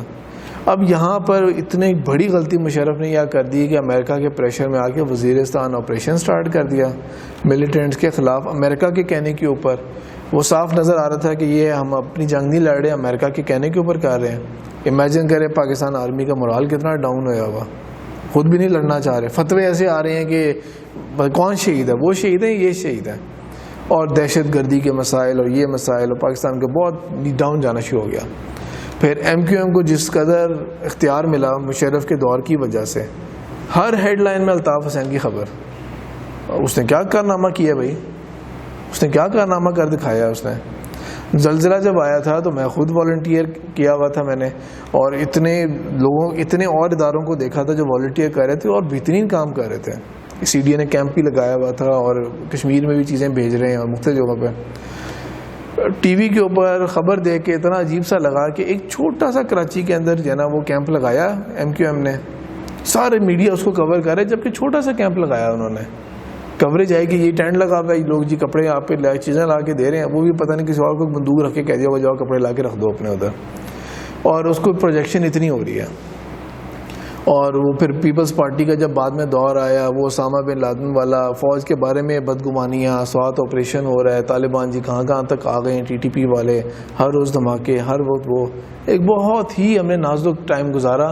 جو 71 کے بعد جو اگلا سب سے لوئسٹ پوائنٹ ہوگا نا, وہ یہ والے دور گزرا تھا. یہ اللہ بجلی کا کوئی پتہ ہی نہیں ہے, بجلی نہیں آ رہی سرے سے, پورا دن جو ہے وہ 4 گھنٹے جا رہی ہے, 2 گھنٹے آ رہی ہے بجلی. گمان پیدا ہونا شروع ہو گیا لوگوں کے بیچ میں کہ پتہ نہیں پاکستان نے سروائیو کرنا ہے کہ نہیں کرنا. اوپن ٹاک شوز میں باتیں ہو رہی ہوتی ہیں, اینکرز ہوتے تھے, وہ ڈائریکٹ سوال اس طرح کے, پتہ نہیں جی پاکستان اگلی حکومت نصیب ہونی ہے کہ نہیں ہونی, پاکستان سروائیو کرے گا یا نہیں کرے گا. حالات بہت خراب ہیں, اکنامکلی بھی, ویسے بھی, سب کچھ. اور بالکل وہ ایجنڈا کہ پاکستان جو ہے نا وہ بس ڈسمنٹل ہو جائے گا, کرپل ہو جائے گا. قائد اعظم کا وہ جو گھر تھا جو زیارت کے اندر تھا اس کو جلا دیا گیا, مطلب کہ اسٹیٹ کے اوپر افینس ہے وہ ہے نا. وہ قائد اعظم کے اس گھر نے کیا کسی بی ایل اے والے کا یا کسی اور کا کیا بگاڑا, لیکن وہ بھی حال ہو گیا. یعنی کہ اس قدر ڈس ہارٹننگ. اور پھر لوئسٹ پوائنٹ وہ آ گیا تھا کہ جو اے پی ایس کے ساتھ بھی واقعہ ہو گیا والا, بالکل ہمارا لوئسٹ پوائنٹ آ گیا یہ والا. اس قدر ہم لوگ چلے گئے تھے والے کہ اسکولوں کے اندر بھی بچے محفوظ نہیں ہیں, اور حکومت کی طرف سے ڈائریکٹ آ گیا کہ اپنی حفاظت خود کریں. یعنی کہ امیجن کریں کہ ہمیں بھی اپنے اسکول کے اندر, تب تو کلاسز بھی زیادہ ریلیٹیولی چھوٹی تھیں, چھوٹے بچوں کو گائیڈ کرنا پڑ رہا ہے کہ اگر کچھ واقعہ ہوتا ہے تو یہ بیل سے, مطلب یہ ہے کہ آگے سے بھاگیں گے, پیچھے والی بیل ہم کریں گے تو یہاں سے ایگزٹ کرنا ہے, بارڈ وائڈس کریں, یہ کریں وہ کریں, اور اس طرح کی طرح کی جو چیزیں تھیں وہ ہوتی ہیں. کہ ہم نے ایک بہت مشکلات کے اندر نا ہم نے جو گھرا ہوا جو پاکستان پایا وہ ایک لوئسٹ پوائنٹ پہ یہاں پہ ہم گئے تھے. لیکن ایسے بھی نہیں ہے کہ یہ سارا کچھ جو ہے بس صرف ایک برا ہی ہوتا رہا پاکستان کے ساتھ, اور ہم نے ہمیشہ نیچے کی طرف ہی ہم جاتے رہے ہیں. اسی کے دوران جو فل ان دا بلینکس ہیں بیچ کے اندر, اس کے اندر اللہ تعالیٰ مختلف لوگوں سے اس طرح کام لیتے رہے ہیں کہ پاکستان کی جو سروائیول ہے وہ انشور ہوتا رہے ود ٹائم. اور پاکستان کا یہ معاملہ واقعی عجیب ہے کہ ایسا نہیں ہوا کہ ایک ہی بندے نے پاکستان کو کہاں سے کہاں پہنچا دیا, ایسا نہیں ہوا. مثال کے طور پہ یہ کہ اقبال جو ہے ان کو بہت کریڈٹ جاتا ہے کہ انہوں نے ایک قائد اعظم جیسا لیڈر کو پک کیا, ویژن دیا, پاکستان کا ویژن دیا, کس لیے ہم نے یہ بنانا ہے. صرف ہندوؤں کا خوف, نیگیٹو خوف نہیں کہ ہندو جو ہے وہ بڑی قوم ہے اور ہم مائنورٹی ہیں, وہ ہمیں سپریس کریں گے, جس طرح ابھی ہم انڈیا کے اندر آج کل دیکھ رہے ہیں. وہ حالات نہ کہیں پیدا ہونا شروع ہو جائیں, یا یہ کہ کسی طرح سے ایسا نہ ہو کہ ہم بالکل ہی اتنے بیک گراؤنڈ کے اندر اس کے اندر چلے جائیں کہ اکنامکلی اور ہر چیزیں ہم بالکل لوئسٹ کیٹیگری کے اندر چلے جائیں. تو اس تھریٹ کو بھی ریلائز کیا, وہ بات تو ٹھیک ہے, ایک اپنی جگہ حقیقت ہے وہ, لیکن انہوں نے پازیٹیو ایسپیکٹ دیا کہ ہم نے اسلام کے لیے کرنا ہے, پازیٹیو جذبہ. ہم نے اس کو وہ ریاست بنانا ہے جو آئیڈیل ریاست ہوگی ماڈرن ٹائمز کے حساب سے, 100% اسلامک بھی ہوگی, امت کے لیے بھی ہوگی, سہارا بھی ہوگی اس کے لیے, and at the same time وہ ماڈرن بھی ہوگی. وہ نہیں کہ بس دور اولا کی باتیں ہو رہی ہوں صرف, اور اس کو امیجن کیا جائے کہ وہ ماڈرن اسلامک ریاست پہ ہم بنا سکیں گے, اور ویلفیئر ریاست بھی. اور وہ جو علامہ اقبال کے اور قائد اعظم کے جو لیٹرز تھے جو پبلش ہوئے تھے، ون وے پبلش ہوئے ہیں، اس کے اندر بھی وہ واضح ہے کہ وہ قائد اعظم کو کس طرح گائیڈ کرے تھے. لیکن ویژن کی حد تک صرف کام لیا تھا اللہ تعالیٰ نے اقبال سے. پاکستان کو ایکچولی بنانے میں وہ اقبال کا رول نہیں ہوا. 38 میں ان کی ڈیتھ ہو گئی. ابھی تو پاکستان کا نام بھی کلیئر نہیں تھا کہ نام کیا رکھنا ہے ہم نے اس ملک کا اور ایگزیکٹلی کیا ہوگا. پاکستان بنانے کا کام اللہ تعالیٰ نے قائد اعظم سے لیا، ویژن اقبال سے لیا، بنانے کا کام قائد اعظم سے لیا. لیکن جیسے ہی پاکستان بنا قائد اعظم کے بھی جو وقت تھا وہ بھی کمپلیٹ ہوا. ایک بک ہے شہید ملت کے نام سے، اس میں اب لیاقت علی خان کے نام کیا لکھا ہے، builder of the nation, builder of Pakistan. کہ وہ جو ابتدائی سال تھے اس کے اندر جو لیاقت علی خان نے بہرحال ایک ملک کی سٹرکچر دی. وہ کوئی آسان بات نہیں ہے یہ والی کہ ایک ملک جس کو ابھی فوج کی بھی ضرورت ہے، بیوروکریسی کی بھی ضرورت ہے، گنے چنے افسران آئے ہیں، چند لوگ ہیں، پیسوں کا ایشو ہے، ادارے بنانا، ڈپارٹمنٹس بنانا، گوروں کے اس کو لے کے چلنا، آگے بھی راستہ دیکھنا، یہ مشکل کام تھا یہ والا. لیکن پرابلی جو ان کا سب سے بڑی اچیومنٹ ہے جو کہ انہوں نے خود بھی کہی تھی وہ تھی کہ انہوں نے قرارداد مقاصد جو ہے وہ پاس کروایا، آبجیکٹیو ریزولوشن. آئرنی چیک کریں کہ پاکستان کے بارے میں تھرو آؤٹ قائد اعظم وہ کہتے رہے کہ اس کو ہم نے اسلامی ریاست بنانا ہے. ہم اقبال کو اپنا نیشنل پوئٹ بھی کہتے ہیں. اس کے باوجود، ان سب باتوں کے باوجود، جب بحث ہونی شروع ہوئی، کانسٹیٹیوشن اسمبلی بنی تو بحث چلنی شروع ہو گئی کہ مائنورٹی کے حقوق، تو لہٰذا اس کو سیکولر ریاست بناتے ہیں. اور یہ لیاقت علی خان نے اگر یہ بہت سارا ہمت نہ پکڑی ہوتی اس وقت تو عین ممکن تھا کہ یہ ایک سیکولر ریاست ہی بن جاتی ہے پاکستان. لیکن انہوں نے مائنورٹیز کو شیورٹی دیتے ہوئے انہوں نے آبجیکٹیو ریزولوشن پاس کر لی. آئین ابھی نہیں بن سکتا تھا کیونکہ 56 تک پاکستان برٹش ڈومینین کے اندر تھا جو ایگریمنٹ تھا، لیکن آبجیکٹیو ریزولوشن بنا دیا. جیسے ہمارے سی وی کے ٹاپ پہ لکھا ہوتا ہے آبجیکٹیو کیا ہے، کیا چاہتے ہیں آپ. تو آپ کی پوری اگر صحیح لکھا ہو، ہم تو کاپی پیسٹ کر رہے ہوتے ہیں نا ہم لوگ تو، لیکن اگر صحیح لکھا ہو تو وہ کیا ہے، آپ کے زندگی کا ہدف کیا ہے، کیریئر جو آپ کا ہے، جو ریزیوم میں آپ کا سی وی ہے، ہدف کیا ہے آپ کی زندگی کا. تو پاکستان کا ہدف اس میں ڈکلیئر کر دیا. ماڈرن اسلام میں ایک ریاست جو کہ قرآن و سنت کے پابند ہوگی، اللہ کی حاکمیت کو اور جو اللہ تعالیٰ نے جس حد تک ہماری اختیار دی ہے، جو خلافت دی ہے، اس کو ہم لوگ ایکسرسائز کریں گے. آبجیکٹیو بالکل کلیئر ہو گیا اور اللہ کا فضل ایسا ہے کہ یہ چیز کبھی بھی ڈینائی نہیں ہو سکتی. لیاقت علی خان نے اس کے بارے میں خود کہا تھا کہ پاکستان کے بننے کے بعد سب سے بڑا دن جو ہے نا کوئی کامیابی ہے وہ یہ دن ہے جس دن یہ پریزنٹ انہوں نے کیا تھا کانسٹیٹیوئنٹ اسمبلی کے آگے. ان سے اللہ تعالیٰ نے یہ کام لیا. پھر آگے آپ دیکھتے جائیں کہ جس طرح ہماری جو پروگریس ہوتی رہی ہے، ایوب خان کا دور جو، اور میں نے کہہ دیا کہ اللہ تعالیٰ مختلف دور میں مختلف لوگوں سے کام لیتے رہے ہیں اور انہوں کام بھی لیتے رہے ہیں. مثال کے طور پہ یہ کہ جس طرح میں نے ابھی کچھ دیر پہلے ذکر کیا تھا کہ مشرف نے کہا ہے کہ بھٹو کو کہ لیسٹ ریلیجس گورنمنٹ، لیکن بھٹو کے ہی ہاتھوں کیا کام لیا اللہ تعالیٰ نے. جب 71 کی وار کے بعد امریکہ نے وہ جو تھا کہ جی ان کا بیڑا آ رہا ہے، جی فلیٹ آ رہا ہے امریکہ کا بچانے ہمیں، وہ نہیں آیا. ہم نے بھی ریلائز کر لیا. ہینری کسنجر میں جا کے پرابلی 74 کے اندر انڈیا میں جا کے کہہ دیا کہ انڈیا جو ہے وہ ایک یہاں کا رول پلیئر ہے، سب سے بڑا رول پلیئر. حالانکہ USSR کے کیمپ میں وہ ہیں، ہم امریکہ کے لائے ہیں. اور جب یہ امریکہ کی طرف سے اس طرح کا کولڈ شولڈر دیکھا، ٹھیک ہے اس وقت امریکہ کے جو پریزیڈنٹ تھا نکسن، اس کی بہت ایفرٹ کی وجہ سے پاکستان بچ گیا. لیکن جب دیکھا کہ ہم اس طرح امریکہ پہ ریلائی نہیں کر سکتے، وقت آنے پہ وہ آیا نہیں ہمارے پاس، تو سیلف ریلائنس بہت ضروری ہے. انڈیا نے نیوکلیر ٹیسٹ کر لیا اپنے، اور انڈیا کو نیوکلیر پاور بننے میں کس نے ہیلپ کیا؟ کینیڈا نے. امریکہ نے جو ہیوی واٹر ہوتا ہے وہ فراہم کیا، اور ان کے سینکڑوں سائنٹسٹ جو ہیں ان کو ایک فگر کے مطابق 1000 سائنٹسٹ جو ہیں ان کو ٹریننگ دی تھی نیوکلیر یہ چیز حاصل کرنے میں. ظاہر بات ہے کہ اپیرنٹلی ہر چیز جو نیوکلیر ٹیکنالوجی ہوتی ہے وہ شو کیا کیا جاتا ہے؟ سول پرپز کے لیے ہے، کیا ہے؟ انرجی کے لیے، میڈیسن، ریسرچ، اس طرح کی چیزیں. لیکن ظاہر بات ہے کہ وہ ایک آبجیکٹیوز اور ہوتے ہیں. نیوکلیر کے سب سے پہلی چیز جو ہم سوچتے ہیں وہ اور ہی چیز ہوتی ہے. جب یہ سارا معاملہ ہو گیا تو لیسٹ ریلیجس پرسن کے ذریعے وہ لاہور والی کانوکیشن کروائی گئی، جو کس چیز کی تھی؟ یہ جو OIC کی ہوئی تھی، یہ سارے بڑے بڑے لیڈرز جو لاہور آئے تھے، اور وہ ایک وہ آیا کہ جو بہت سارے اس وقت کی کتابوں کے اندر بھی ہے کہ ہر جگہ پہ یہ آیت لکھی ہوئی ہے وَاعْتَصِمُوا بِحَبْلِ اللَّهِ جَمِيعًا، یہ آیت لکھی ہوئی بھٹو کے ہوتے ہوئے.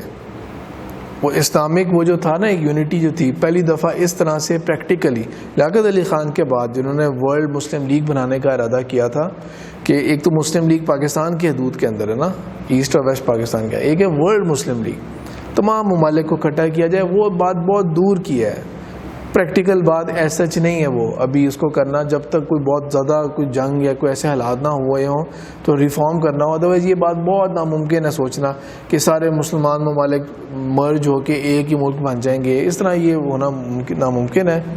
OIC یا ورلڈ مسلم لیگ اگر فعال ہو، اگر صحیح معنوں میں یہ ایکٹیو ہو، اس کی UN کی طرح اس کی ایک فوج ہو، اس کا ایک بجٹ ہو، سب کچھ ہو، اور OIC کے جو سارے ممبر کنٹریز کو ملا لیں تو 57 بہت اسٹرینتھ ہوتی ہے، تو وہ بنتے ہیں. تو اگر لیاقت علی خان کے بعد اگر کوئی اپروچ کی گئی اس کو آگے بڑھنے کے لیے اس کی طرف، تو وہ پریکٹیکلی یہ بھٹو کے ذریعے ہوا، اور بھٹو نے بہت اچھے طریقے سے لے کے چلے اسے. نارتھ کوریا کا وزٹ کیا بھٹو نے، پاکستان کا ایٹامک جو پروگرام ہے وہ سٹارٹ کیا، ٹھیک ہے. اس کے بارے میں کیا کہا گیا تھا، ہینری کسنجر نے کہا تھا سیکرٹری آف اسٹیٹ امریکہ کا اس وقت، کہا کہ ہم تمہیں ایک ایگزامپل بنائیں گے اگر اس اپروچ سے باز نہیں آؤ گے.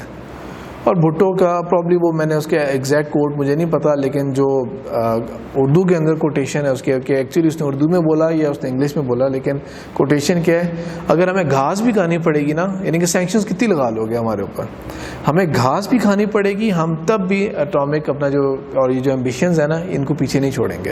بھٹو کے ذریعے اللہ تعالیٰ کروا رہے ہیں کام. پھر بھٹو کے ذریعے جو کہ خود ڈرنک کیا کرتا تھا، اس کی اپنی بات ہے، اس کے ذریعے شراب کے اوپر بین. بھٹو کے ذریعے قادیانیوں کو نان مسلم مائنورٹی ڈکلیئر کیا گیا، اور آرڈیننس کے ذریعے نہیں، کوئی ایسے نہیں کہ بس ایک حکم جاری ہو گیا اور کچھ اس طرح ہو گیا ہو، پراپر پارلیمنٹ کے ذریعے آئینی امینڈمنٹ کی گئی. ان کو بلایا گیا تھا، ان کے جو مرزا ہیں اور جو ان کے بڑے ہیں ان سب کو بلایا گیا تھا، کوشچن آنسرز ہوئے تھے، پراپر طریقے سے ڈائلاگز ہوئے تھے. یہ فضل الرحمان اور یہ ان کے جو پیرنٹس تھے، ان کے جو والد تھے، اور یعنی کہ وہ والی جنریشن، وہ سارے اس کے اندر شریک تھے.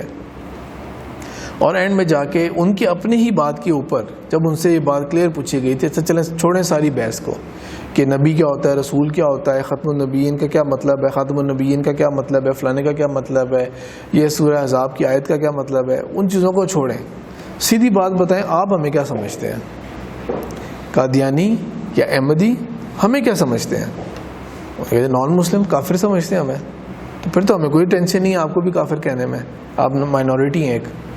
تو وہ اس پراپر طریقے سے پارلیمنٹ کے ذریعے ان کو نان مسلم ڈکلیئر کیا گیا بھٹو کے ذریعے. یعنی کہ ابھی بلاول بھٹو کہہ رہے ہیں کہ یہ بہت زیادتی ہے ان کو مائنورٹی دینا، بھائی آپ کے ہی جو بھٹو زندہ ہے نا انہوں نے ہی یہ کام کر کے دیا تھا.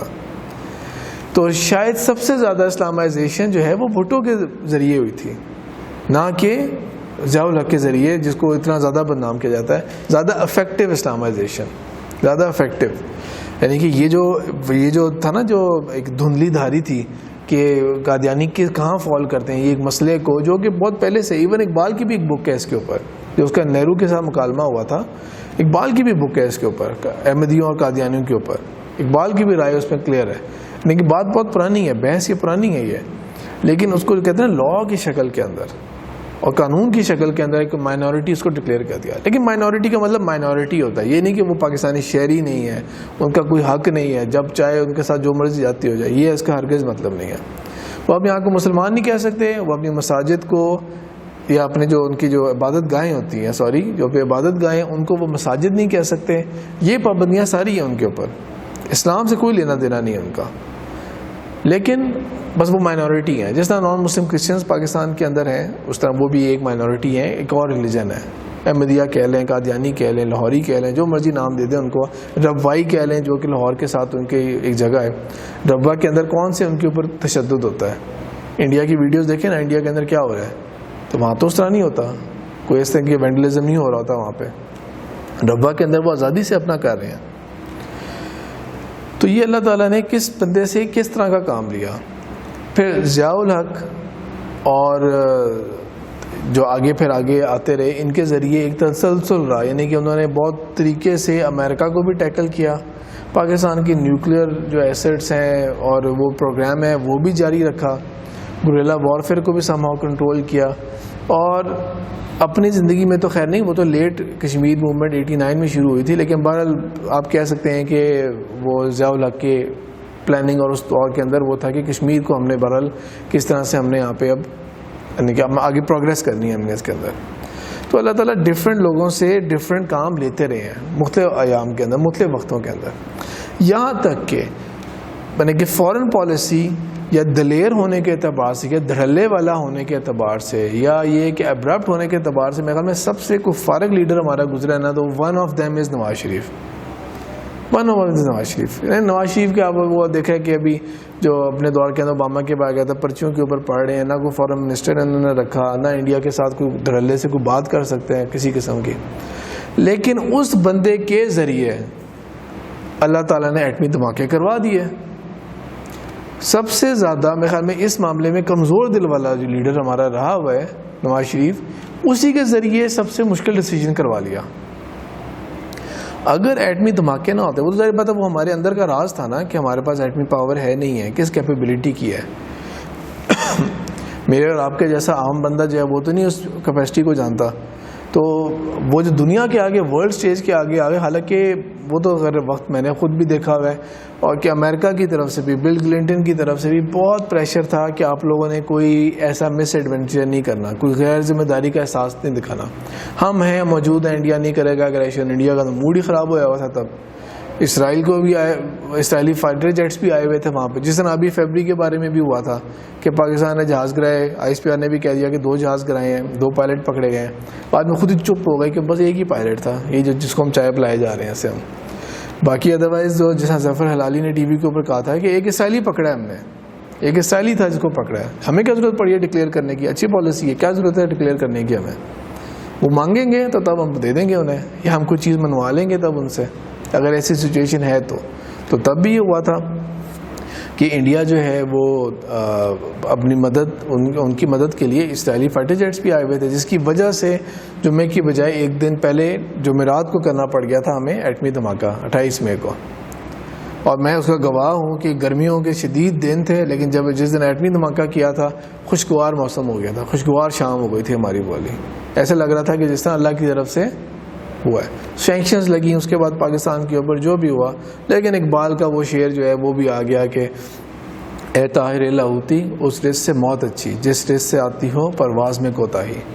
وہ شعر بھی جو ہے نا بہت فلوٹ ہوتا ہے, ایک جذبہ اور ایک وہ چیز جو ہوتی ہے نا, یعنی کہ کہنے کا مطلب یہ ہے کہ اللہ تعالیٰ وقتاً فوقتاً بہت گئے گزرے لوگوں سے بھی اپنا دین کا کام لیتے رہے ہیں. پاکستان کسی طرح سے وہ مستحکم ہوتا رہے گا, اور اگر کوئی بگ شاٹ قابل ذکر آتا ہے دوبارہ کسی کا, تو وہ کہاں پہ آتا ہے ذکر کہ یہی جو میں جہاں پہ بات پہلے کنکلوڈ کی تھی کہ APS والے واقعے کے بعد ہم لوئسٹ ٹپنگ پوائنٹ پہ چلے گئے, بالکل لوئسٹ پوائنٹ پہ چلے گئے تھے. تو اللہ تعالیٰ نے راحیل شریف جیسا ہمیں ایک بندہ دیا. اب وہ بھی راحیل شریف کس طرح آیا, نواز شریف نے تو پک کیا اسے, حالانکہ نواز شریف نے یقیناً اس سوچ سے پک کیا ہوگا کہ یار کوئی ایسا جنرل آئے جو مجھے کچھ نہ کہے, میری حکومت کہیں مضبوط رہے. وہ نواز شریف نے پرابلی اس طرح سے سوچا ہوگا کون سب سے کم ایڈونچرس ہے, کون سب سے کم ہے, اور ہمیں ایک بہترین آرمی چیف مل گیا, شاید بیسٹ آرمی چیف ہماری پوری تاریخ کا وہ ہمیں مل گیا. اور اس کے ذریعے سے ضرب عزم رسول پاک صلی اللہ علیہ وسلم کی تلوار کا نام, اس کے ذریعے سے وہ جو آپریشن ہوا تھا, تو وزیرستان پاکستان کے اندر دہشت گردی MQM جیسی مصیبت سے ہماری جان چھوٹنی شروع ہو گئی, اور ہم لوگ کس قدر ایک دم سے آگے بڑھنا شروع ہے. اور اسی دور کے اندر, اسی گورنمنٹ کے اندر ایک اور بہت بڑا اسٹریٹجک فیصلہ کیا ہم نے کر لیا, جس کو ہم لے کے آگے چلے. باتیں تو یہ پہلے کی ہو رہی تھیں, لیکن ایک ہوتا ہے نا کہ فیصلہ بھی کیا جائے کہ ہم نے یہ کرنا ہے کام. وہ کیا تھا, وہ یہ تھا CPEC کے اوپر, کہ ہم نے CPEC کے اوپر, جو کہ امریکہ کا پریشر تھا, بہت سارے ممالک نہیں چاہتے, یعنی کہ ایون یہ جو UAE اور یہ کنٹریز ہیں یہ بھی نہیں چاہیں گے کہ گوادر اس طرح کی پورٹ بنے جس طرح کی دبئی اور یہ مسقط, قطر اور یہ اس طرح کے ہیں, یا ایران بھی نہیں چاہتا, کوئی بھی نہیں چاہتا. انفیکٹ انڈیا تو ویسے دشمن ہے ہمارا, امریکہ بھی نہیں چاہتا کہ چائنا کو اتنا ایکسیس ملے, لیکن ہم نے لے لیا فیصلہ ہم کریں گے. چائنیز نے ڈائریکٹ انویسٹمنٹ کے ذریعے بنانا شروع کر دیا, اور ہمیں ایک دونوں اعتبارات سے دہشت گردی کا مسئلہ بھی اور یہ جو پاکستان کا ایک اسٹریٹجک فیصلہ تھا, یہ دونوں ہم نے بہت اچھے طریقے سے کیا ہے. راحیل شریف نے پرسنل انٹرسٹ لیا تھا سی پیک کے اندر, وزٹس پہ وزٹس ہیں, انشور کیا تھا. اس نے بہت پہلے کہہ دیا تھا نومبر 2016 میں پہلی شپمنٹ موو ہوگی یہاں سے گوادر پورٹ سے, اور اس نے انشور کیا تھا کہ واقعی اس کی ریٹائرمنٹ سے پہلے ہو. اور اسی نے ایک بہت اچھا فیصلہ کیا کیا جو کہ مطلب کہ بہت ڈیفیکلٹ فیصلہ تھا, وہ یہ کہ جو بیسٹ ہمیں آرمی چیف ملا اس کو ایکسٹینشن ملنے کے بھی موقع تھے. اس نے ترجیح دی کہ آرگنائزیشنل اسٹرکچر ہے نا وہ مضبوط ہو. یہ انڈرسٹوڈ بات ہے. اشفاق پرویز کیانی سے پہلے جتنے بھی فوجی جنرل, اشفاق پرویز کیانی تو کیونکہ اتنا خود ویک پرسنالٹی حالات کے اندر تھا کہ وہ تو کچھ کر ہی نہیں سکتا تھا. اس کے کرپشن کے اپنے بھائیوں کے کیسز, 9/11 کے جو اسامہ بن لادن والا جو آپریشن تھا وہ اس قدر وہ ڈاؤن کہ ایسا کچھ پبلک اوپینین بہت خراب. لیکن راحیل شریف کا تو پبلک اوپینین بہت اوپر ہے. ابھی میں چند دن پہلے گیا تھا, اسی مہینے کے اندر ہم لوگ گئے ہوئے تھے ناردرن ایریاز کے اندر. اب ہم گئے ہیں, ہم لوگ سیف الملوک جس جیپ پہ گئے اس بندے نے راحیل شریف کے ابھی تک پوسٹر لگا کے رکھے ہوئے اس نے, حالانکہ 3 سال ہونے کو آ گئے ہیں, تو باجوہ کی ریٹائرمنٹ کی قریب آ گئی ہے. تو یہ عزت اللہ تعالیٰ نے جو دی اس بندے کو, لیکن اس نے ریٹائرمنٹ کا کیا. ٹھیک ہے, کریٹیکس ہیں وہ یہ کہتے رہے کہ نہیں جی سعودی عرب میں اسے بھی بڑی جاب مل گئی تھی اس سے, یا اس کو یہ ہو گیا, وہ جو مرضی بولتے رہے وغیرہ. بل میرا گمان بہت اچھا ہے راحیل شریف کے بارے میں.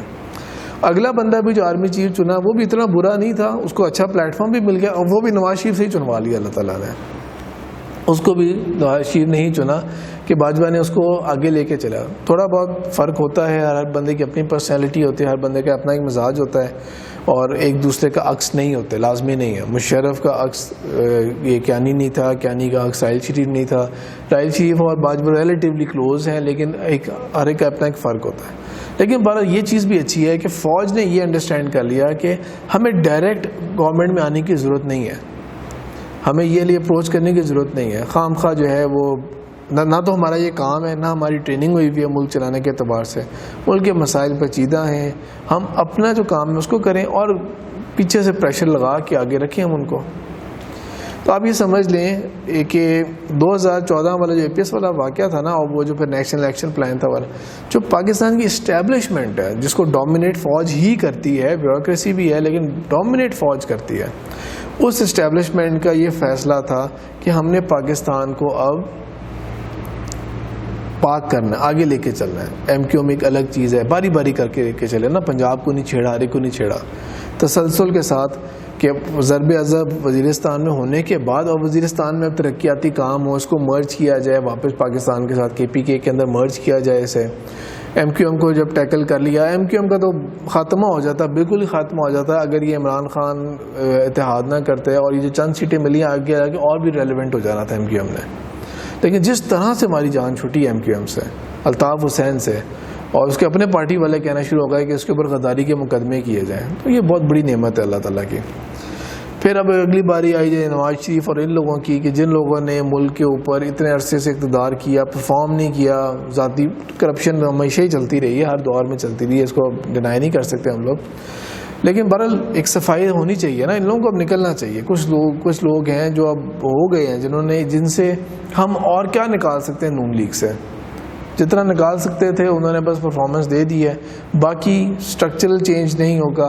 تو سافٹ ریولوشن کے طور کے اوپر اس میں مجھے کوئی شک نہیں ہے کہ عمران خان کے پیچھے شروع سے لے کے وہی جو دھرنا اس نے 2014 میں ہی شروع کیا تھا نا, تو 2014 ہی سے لے کے اب تک فوج اس کو تھرو آؤٹ, یا فوج صرف نہیں کہنا چاہیے, پوری اسٹیبلشمنٹ جو ہے, جوڈیشری بھی اس میں شامل ہے, سب عمران خان کو فل سپورٹ کر رہے ہیں. بہت سارے چیزوں میں کے اندر بہت آبویس نظر آ رہا ہے. ایک تو اسی سال کے اندر ہی وہ جاوید ہاشمی نے انکشاف بھی کر دیا تھا کہ یہ اندر کے پلان کیا تھا, لیکن اس میں مجھے ماننے میں بھی کچھ ایسی بات نہیں لگ رہی کہ ایسی کوئی چیز ہے. اگر ایک بہتر آؤٹ پٹ کے لیے ہو رہا ہے اور مارشل لاء یا ان تب چیزوں سے بہتر ہے کہ عمران خان بیسکلی ایک فرنٹ فیس ہے. جو PTI کے سپورٹرز ہیں نا, جو عمران خان کے پاگلوں کی طرف فین ہیں, وہ بھی اس بات کو اگر سمجھ لیں گے نا تو ٹینشن کم ہوگی. ان کو سوشل میڈیا پہ پوسٹ بھی کم ڈالنی پڑیں گی ان کو, کہ اس کو یہ سمجھ لیں کہ عمران خان ایک فرنٹ مین رکھا گیا, اسے انٹرفیس رکھا گیا, اور اس کو آگے رکھ کے پیچھے جو ہے نا وہ ساری جھاڑو پھیرنا شروع ہوا ہے, اور صفائی ہونی شروع ہوئی ہے. اس میں بھی کوئی شک نہیں ہے کہ عمران خان اگر سلیکٹڈ نہ بھی صحیح نا، یعنی کہ 100% اس سینس میں کے اندر کہ ہاں یہ بالکل ہم نے اس طرح سلیکٹ کیا ہے، اس طرح نہیں بھی ہے نا، تو ایٹ لیسٹ فیورڈ ضرور ہے، بہت زیادہ اس کو فیور ملی ہے. وہ جو RTS رزلٹ کا ہوا تھا الیکشن کے اندر، اور یہ سارا کچھ جو بھی نون لیگ کی اختیاری وغیرہ، وہ اصل میں سب کچھ یہ تھا کہ انشور کرنا تھا کہ عمران خان جو ہے وہ اقتدار میں آ جائے. پرابلی اسٹیبلشمنٹ کو نہ کچھ کرنا نہیں پڑا، وہ نیچرلی اس حد تک جیت کے آ ہی گیا تھا. تھوڑا بہت ہیلپ پش کرنا پڑا ہو، وہ حالات ایسے کر دیا نا، نواز کو جیل میں ڈال دیا، مریم نواز کو جیل میں ڈال دیا، حنیف عباسی کو جیل میں ڈال دیا، فلانوں کے خلاف کیسز، یہ وہ ظاہری بات ہے کہ اب نون لیگ کو انہوں نے، حالانکہ نون لیگ پھر بھی سیکنڈ لاسٹ رنر اپ آئی ہے، اس کے باوجود کہ بالکل ہی اس کو جو ہے نا وہ سائڈ لائن کر دیا گیا تھا ہر اعتبار سے. تو اس کو موقع ملا، اور یہ بھی اللہ تعالیٰ کی طرف سے بہتر ہے کہ عمران خان چاہے جتنا مرضی چیختا رہے. 2013 کے اندر PTI کو گورنمنٹ نہیں ملی، کیونکہ 2013 نازک دور تھا، دہشت گردی سر پہ چڑھی ہوئی تھی، ہمارے مسائل سر پہ تھے. عمران خان کے اندر وہ کیپیبلٹی نہیں ہے، سیدھی سی بات ہے کہ وہ ملک کو اس طرح لے کے چل سکے.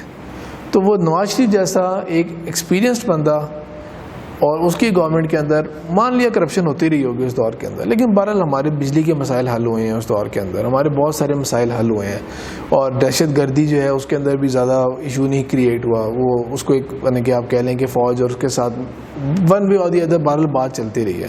ڈس ایگریمنٹس اپنی جگہ فوج کے ساتھ، لیکن ون وے اور دی ادر بات آگے چلتی رہی ہے. عمران خان جو ہے وہ ایک ایسے وقت پہ آیا جب بہتر حالات ہیں. ٹھیک ہے، اکانومی کو جتنا مرضی ابھی وہ ہوتا رہے عمران خان کہ اکانومی کو انہوں نے یہ کر دیا وہ کر دیا، عمران خان نے کون سا کچھ پرفارم کر دیا ہے اکانومی کے پوائنٹ آف ویو سے؟ عمران خان نے کیا پرفارم کر لیا ہے؟ ابھی اکانومی کو اگر تھوڑا سا کرٹیسائز میں کر رہا ہوں ابھی، لیکن بیلنس بات ہوگی انشاءاللہ.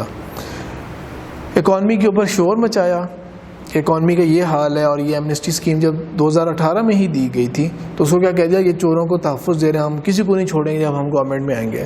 لیکن جب خود گورنمنٹ میں آئے تو خود بھی ایمنسٹی اسکیم نکالی انہوں نے. پھر کس بات سے یو ٹرن نہیں لیا. IMF کے اوپر تو خودکشی جناب کرنی تھی، لیکن نہ خودکشی کی نہ کچھ اور، بلکہ IMF کے پاس بھی گئے. ابھی ریسنٹ اسٹیٹمنٹس کیا ہیں کہ بھیک نہیں مانگنی پاکستان نے، ہم نے جھکنا نہیں ہے، لیکن بہرحال ہم جھکتے رہے ہیں، ہم بھیک مانگتے رہے ہیں ملکوں سے. ابھی ہمارا کرنٹ سٹیٹس کیا ہے؟ 16 ارب ڈالرز پاکستان نے لون اٹھائے ہیں ملکوں سے، فورن ڈیٹ 16 ارب ایک سال کے اندر، جس میں سے 13.6، کیونکہ اسٹیٹ بینک کی اسٹیٹمنٹ جو ہوتی ہے نا وہ تھوڑے ایک آدھ مہینے کے آف سیٹ سے آتی ہیں، تو اس لیے جن میں سے 13.6 تو PTI کی گورنمنٹ نے خود لیے ہیں. اب 13.6 کو ذرا ضرب دینا ڈالر کے ریٹ سے، تو کس قدر قرضہ PTI نے اٹھایا ہے. اور ہسٹری آف پاکستان میں ایک سال کے اندر کبھی اتنا قرضہ کسی گورنمنٹ نے نہیں لیا، اتنا قرضہ PTI نے لیا. عمران خان کی پرانی ویڈیوز میں سے ہے کہ جب 1 روپیہ بھی ڈالر بڑھتا ہے نا تو قرضہ کس طرح ملٹی پلائی ہو جاتا ہے، پوری قوم ایک دم سے اتنے زیادہ ارب کی مقروض ہو جاتی ہے. تو جناب جو اب بڑھ گیا ہے ڈالر کا ریٹ کو، تو اب آپ بتائیں کہ قرضہ کتنا بڑھ گیا ہوگا، کس قدر چڑھ گیا ہوگا قرضہ. وار آن ٹیرر کے نام کے اوپر، اور CPEC یہ امپورٹس کا جو امبیلنس وغیرہ اس میں اس کا بھی رول ہے، ایسی بات نہیں ہے. ایسا بھی نہیں ہوا کہ بالکل انواع کرپشن ہوئے جا رہی تھی، بالکل چیزیں آؤٹ پٹ میں بھی آئی ہیں، ڈیلیور بھی ہوا ہے.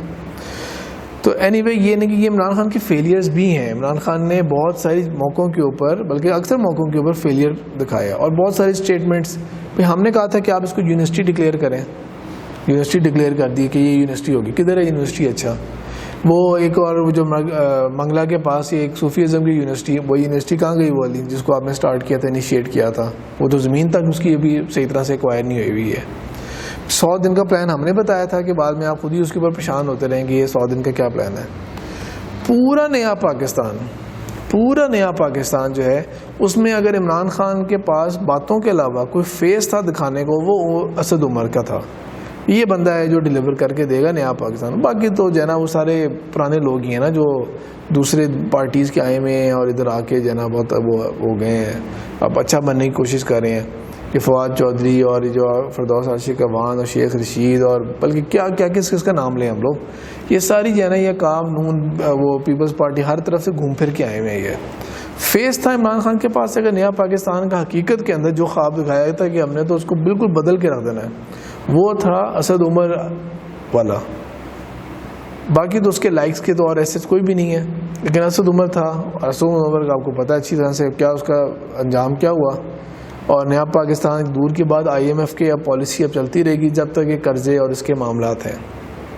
تو وہ چیز تو اس لیے ریئلسٹکلی سارے پرو یا اینٹی یا جو بھی جو سوچ رکھتے ہیں وہ یہ مائنڈ میں رکھیں کہ سمپلی نیا پاکستان ڈراسٹک چینج یہ ایسی کچھ چیز ہونے والی نہیں ہے, ڈیلیور نہیں ہو سکتا. سیدھی سی بات ہے, یہ چیز ڈیلیور نہیں ہو سکتی.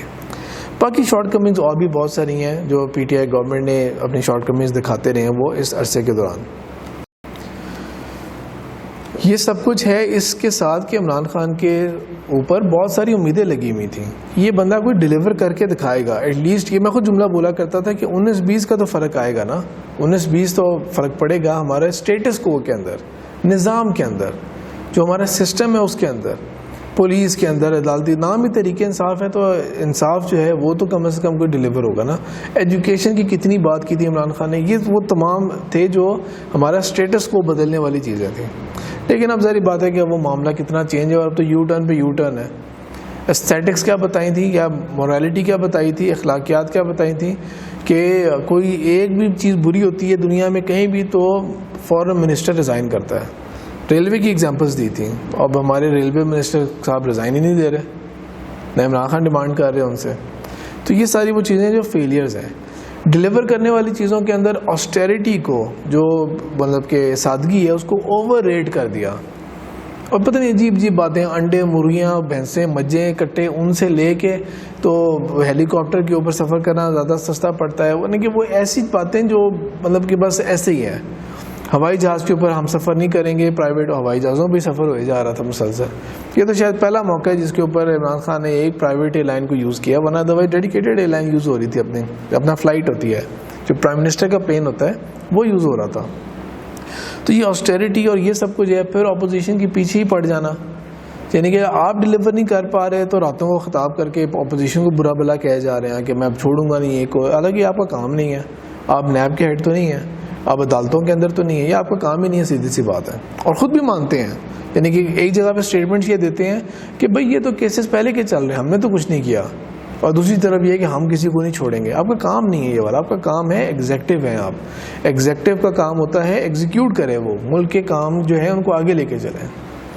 جو اچھی چیزیں عمران خان کے اندر ہوتے ہوئے ہوئی ہیں فیلیئرز کے علاوہ, ڈیم کا کیا ہوا, ڈیم کی تو کوئی بات ہی نہیں دوبارہ سننے کو آ رہی. وہ پیسہ جو اتنا جمع ہوا تھا, عمران خان نے پرسنل اپیلز کی تھی, ریمیٹنسز ہوئے تھے اس کے لیے, ہم لوگوں نے پیسے جمع کیے تھے. اربوں روپے جمع ہونے کے بعد کیا ہوا, بینکوں میں پیسہ ڈال دیا, سود کماتے رہیں گے اس سے ہم لوگ. تو ان سب چیزوں کے اندر پازیٹیو چیزیں بھی ہیں. مثال کے طور پہ کرتاسپور جو کوریڈور بنایا ہے یہ بہت اچھا سٹیپ ہے, بہت ہی اچھا سٹیپ ہے یہ والا. اور یہ سٹیپ آج کل کا نہیں ہے. 1999 کے اندر 1999 کے اندر واجپئی اور جو نواز شریف کے تحت جو ایک سمجھوتا ہوا تھا, اب اس میں ایک ایکسپریس بھی چلے گی, یہ بھی ہوگا. اس زمانے کی بات ہے یہ کہ کرتاسپور جو ہے اس کو ہم کوریڈور بنائیں گے. یہ پاکستان کے اندر اچھا خاصا ایریا آتا ہے, 4-5 کلومیٹر اندر آتا ہے پاکستان کے, راوی کراس کر کے جانا پڑتا ہے. پاکستان اس کو انڈیا کے لیے, انڈیا کے سکھوں کے لیے ویزا فری کوریڈور بنا کے دے گا. باقی کچھ اور بھی جو چھوٹی چھوٹی چیزیں ہیں جن کے اندر ہم کہہ سکتے ہیں کہ یہ ایک اچھی پازیٹیو چیز ہے جس کے اوپر پہلے کسی نے غور نہیں کیا. مثال کے طور پہ کلائمیٹ چینج سے ریلیٹڈ پلاسٹک بیگز کا استعمال نہ ہونا, درختوں کا لگانا, یہ ذرا لیکن ڈسٹنٹ بینیفیشیل چیزیں ہیں, یہ چھوٹی باتیں ہیں. یہ بہت کچھ ڈیلیور کرنا چاہیے تھا اور ہم ان دو چیزوں کو کاؤنٹ کر سکتے ہیں.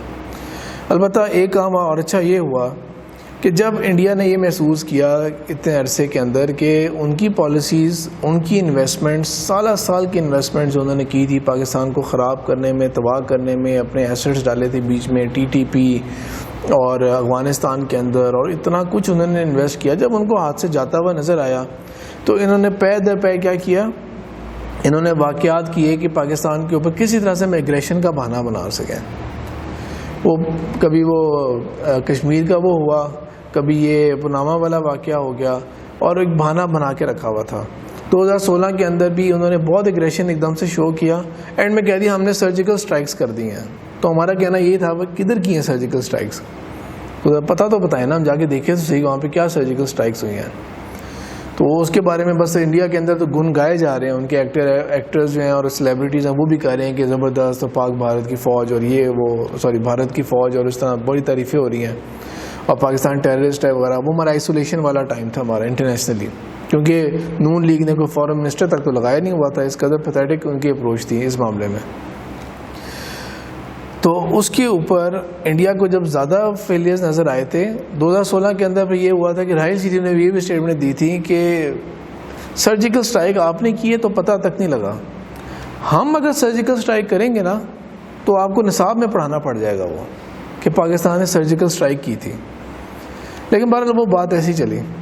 اب اس دفعہ جا کے جو انڈیا نے جو ایگریشن دکھایا فیبرری کے اندر, وہ ایک ایکٹ آف ڈیسپریشن تھی.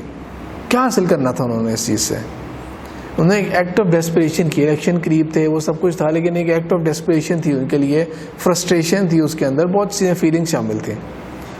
اور جب وہ آگے بالا کوٹ کے اندر, اور اس طرح کی اتنا ڈیپ پینیٹریشن, بالا کوٹ اچھا خاصا آگے ہے ہمارا, ایسا تو نہیں کہ بارڈر والا ایریا ہے, اور ہمارے جہاز نہیں کچھ کر سکے. وہ ان کا کہنا یہ ہے کہ ہم نے اسٹرائکس کی, ہم نے کہہ دیا نہیں جی پے لوڈ گرا تھا صرف, اور کچھ بھی نہیں ہوا ان کا.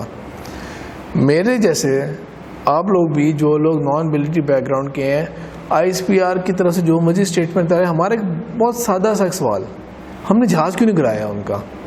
وہ اگر اتنے اندر آ گئے تو وہ ہم سے پکڑے کیوں نہیں گئے؟ جہاز کیوں نہیں گرا سکے ہم لوگ؟ یہ تو پھر اس کا مطلب یہ ہے کہ یہ تو بہت وہ ہے. اور وہ اچھی طرح نظر آ رہا تھا کہ جو آئی ایس پی آر کا جو اسپوکس پرسن ہے وہ جب بریفنگ دے رہا ہے تو ایک پریشر فیل کر رہا ہے وہ اس چیز کا. ایکسپلیشن جو مرضی بھی دیتے رہے کہ پریشر فیل کر رہا ہے. اور یہ آگے یہ بھی کہنا ہے کہ اب ہماری باری, اب ہم سرپرائز دیں گے آپ کو, اینڈ وی ول سرپرائز اس. لیکن اب کیا سرپرائز دیں گے؟ انڈیا تو بالکل ریڈی بیٹھا ہوا ہے. اب اس ریڈی پن کے باوجود جب اگلے دن ہم نے ایک کرنے کی کوشش کی, انڈیا نے, ظاہری بات ہے وہ تیار تھے, ان کے فائٹر جیٹ فوراً ان کے آ گئے, ایک دم سے وہ پہنچے. اللہ تعالیٰ کی طرف سے مدد دیکھیں آپ, کہ پلان تو ہو سکتا ہے نا کہ ہم یہ اسٹرائک کریں گے, ہم یوں کر کے واپس آ جائیں گے. تھوڑا سا پلان اے پلان بی میں لاسز بھی مائنڈ میں رکھے ہوتے ہیں کہ زیادہ یہ ہوتا ہے کہ بھارت یہ کر لے گا, فلانا یہ کر لے گا. کیا مدد اللہ کی طرف سے آئی کہ ہم نے ان کا پائلٹ پکڑ لیا, ہمارے خطے میں وہ گرا. انڈیا نے کلیمز کیا کہ ہم نے بھی ان کا جہاز گرایا ہے, ہم نے کہہ دیا دکھاؤ. اب ہمیں پتہ ہوتا ہے کہ جنگوں کے اندر نا اسٹیٹمنٹس ہوتی ہیں, وہ اس طرح کی باتیں کی جاتی ہیں, بلف بھی کیا جاتا ہے, بڑی, اب میں ان کے ایک سلینگ ورڈ یوز کروں گا, پھڑیاں بھی ماری جاتی ہیں بہت زیادہ. لیکن وہ اللہ کا شکر یہ ہے کہ انڈیا کی ہر بات جھوٹی نکلی, کوئی دہشت گردوں کا وہاں پہ نہیں, کوئی ایک چیز نہیں ماری گئی وہاں پہ سوائے درختوں کے بیچاروں کے علاوہ, اور کسی کا کوئی نقصان نہیں ہوا وہاں پہ. اب ہم نے انٹرنیشنل میڈیا کو بھی لا کے دکھایا. پھر اس کے ساتھ ساتھ یہ ہے کہ انڈین پائلٹ پکڑا گیا. انڈیا نے جو دعوے کیے تھے جہازوں کے اور ہیلی کاپٹر وغیرہ, اور جو تصویریں دکھائیں وہ آیا کہ بھائی وہ ہم نے ہی تو گرایا تھا آپ کا, جو اس کی تصویریں آپ دکھا رہے ہیں. اور ایک ہیلی کاپٹر ان کا ویسے ہی خود ہی آپ کو ہی کریش کر گیا وہ ان کا. وہ اللہ تعالیٰ کی طرف سے اتنی مدد ہوئی, اتنی ہیلپ ہوئی اللہ کی طرف سے. ان کا پائلٹ ہمارے ہاتھ میں, اور اس وقت لگا تھا کہ شاید اتنی جلدی رہا نہیں کرنا, لیکن وہ اس چیز نے نا بہت اچھی طریقے سے ورک آؤٹ کیا. آؤٹ پٹ سارے کا بہت اچھا نکلا الحمدللہ, اللہ کے فضل سے بہت اچھا آؤٹ پٹ نکلا اس کا. اور پاکستان نے ایک میچورٹی ہر اعتبار سے دکھائی, اور ساری پولیٹیکل پارٹی ساری اپنی وہ جو گلے شکوے وہ چیز ہوتی ہے نا, بالکل کہتے ہیں کہ یونائٹڈ ہو کے کھڑے ہوئے ہم لوگ الحمدللہ. اور انڈیا آپس میں بحثیں ہو رہی ہیں, بیشنگ ہو رہی ہے, ایک دوسرے کو برا بلا کہہ رہے ہیں کہ آپ نے یہ کر دیا, مودی کو فلانا, تو یہ آپس میں ایک ان کی نا ایک تکرار شروع ہو گیا. یہاں تک کہ آرمی والوں کو آ کے وہ جو F-16 کے ساتھ جو میزائل ہوتا ہے اس کے پرزے دکھانے پڑے کہ یہ دیکھیں جی, ان کو اٹھا کے دکھانا پڑ رہا ہے ان کو کہ یہ دیکھیں یہ ہم نے کیا تھا. جبکہ وہ تو ٹھیک ہے ہم نے مارا تھا, وہ ہمارا جہاز کا ایسا تھوڑی ہے, وہ تو جو ہم نے چیزیں پھینکی ہیں وہ ہیں آپ کے اوپر, وہ اس کا ثبوت ہے, وہ نہ کہ وہ جہاز کا ٹکڑا ہے وہ کہ یہ دیکھیں F-16 گرنے کا ثبوت نہیں ہے وہ.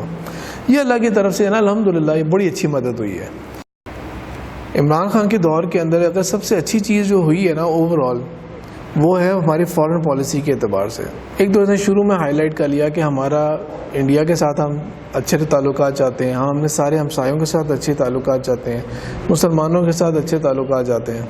لیکن جو فوکس دیا تھا مثال کے طور پہ یہ بھی کہا تھا کہ ہم ایران اور سعودی عرب کے درمیان بھی ثالث کا کردار ادا کریں گے. وہ کردار تو خیر ادا نہیں کیا ابھی تک ایٹ لیسٹ, لیکن اوور آل جو فارن پالیسی ہے نا وہ پاکستان کی اپروچ اچھی رہی ہے.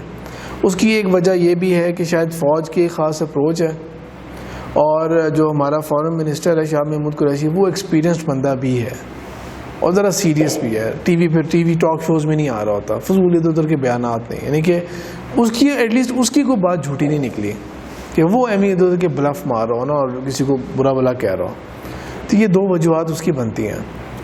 اور جہاں میں پہلے بات کی تھی پی ٹی آئی والی سپورٹرز والی ہے, اس میں ایک اور بات یہ بھی انڈرسٹینڈ کر لیں تو اس میں بھی بہت آسانی ہوگی کہ یہ کہتے ہیں نا کہ سول اور جو ملٹری ہے یہ اب ایک پیج کے اوپر ہے.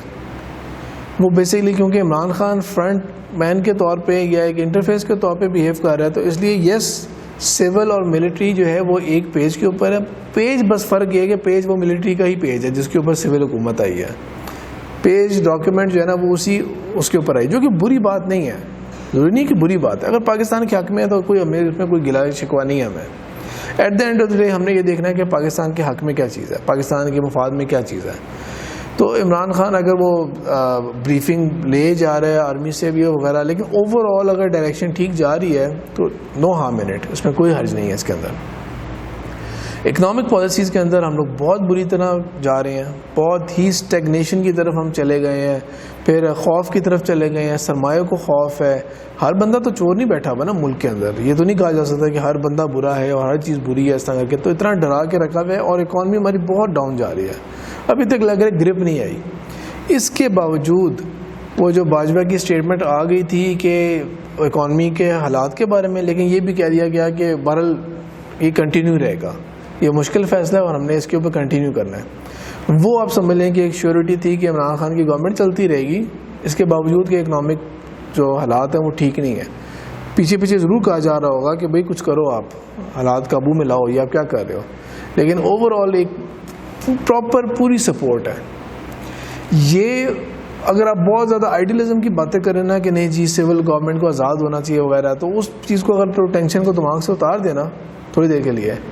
یہ جو ویکنس ہے نا کہ ہمارا جو پرائم منسٹر ہے وہ فوج کے اس کے ساتھ ہے یا فوج کو فالو کر رہا ہے اور ایک بریفنگ لے رہا ہے وغیرہ, ایک طرح سے یہ اسٹرینتھ بھی ہے پھر کہ ہمارے جو اس وقت کی جو ٹوٹل لیڈرشپ ہے نا وہ اس کے اندر ہارمنی پائی جا رہی ہے. یہ اسٹرینتھ بھی ہے ہماری, یعنی کہ اس کو آپ صرف یہ نہ سمجھیں, اس کو تسلیم کر لیں تو بہت ٹینشن ریلیز ہو جائے گی, آپ کی آسانی ہو جائے گی. اس کو تسلیم کر لیں اس بات کو. عمران خان ایک فیورٹ پرائم منسٹر ہے, اس کو کانسٹنٹلی سپورٹ اور ساتھ مل رہا ہے. اب ہم آتے ہیں جو پاکستان کا یہ جو دورہ ہوا ہے اسٹیبلشمنٹ کا بھی اور پرائم منسٹر کا بھی, ان کا دورہ ہوا ہے امریکہ کا. اب اس دورے سے پہلے خدشات, جس طرح وہ چند دن پہلے قادیانی کی ایک ویڈیو آئی تھی ٹرمپ کے ساتھ, وہ بات کر رہا ہے, وہ لگا کہ شاید انہوں نے ہمیں بہت زیادہ اس طرح کی چیزیں کہنی ہے کہ جو ان کو جی آپ مائنورٹی سے نکالو, ان کو حقوق دو, وہ اس طرح کی ساری باتیں یا جو تھاٹس ہوتی ہیں والی. لیکن ہوا یہ ایکچولی کیا ہوا کہ جو ہم اتنے لو پوائنٹ پہ گئے, عمران خان اور ٹرمپ کی ٹویٹس بھی ایکسچینج ہوئی تھیں اور اس قدر ڈسٹرسٹ, اور انہوں نے ہمیں جو فنڈز دیے تھے جو کہ آلریڈی ہم خرچہ کر چکے ہیں, وہ صرف ری پیمنٹس ہیں اس کی, وہ بھی روک دی انہوں نے. اور نہ کوئی یعنی کہ ہر اعتبار سے برا بھلا اللہ تعالیٰ کی طرف سے دوبارہ کیا ہمارے لیے مدد آئی. جو ہماری جیوگرافی ہے اس نے اگین ہمارے لیے یہ جو تحفے کا جو کام ہے نا وہ دکھایا کہ امریکہ کو ضرورت پڑ گئی کہ افغانستان سے ہم نے نکلنا ہے. بہت ہوتی ہے کسی بات کی, ہسٹری قائم ہو گئی ہے کہ امریکہ گھسا ہے یہاں پہ, نکل ہی نہیں پا رہا. ٹرمپ کی وہ آپ دیکھیں کس قدر ارسپانسبل اسٹیٹمنٹ کہ میں چاہوں تو ایک ہفتے کے اندر ختم کر کے رکھ دوں, 10 دن کے اندر افغانستان نہیں رہے گا. افغانی بھی کہہ رہے ہیں بھائی کیا مطلب ہے آپ کا اس جملے سے, کیا چاہ رہے ہیں, آپ کا پلان کیا ہے آپ کا. لیکن میں یہ نہیں چاہتا, میں چاہتا ہوں کہ ہم اچھے طریقے سے نکلے. ملینز آف لائف میں بچانا چاہ رہا ہوں. ظاہر بات ہے ایک جو بہت بڑا بدماش ہو یہ تو نہیں کہنا چاہے گا نا یار ہم سے تو کچھ بھی نہیں ہو رہا, ہمیں تو ہاتھ ہی نہیں چڑھ رہا ہمارے ملک والا. تو اس نے اس طرح کی اسٹیٹمنٹ دے دی, ٹھیک ہے اپنے آپ کو خوش ہونے دیں, اسے تسلی میں آنے دیں اسے.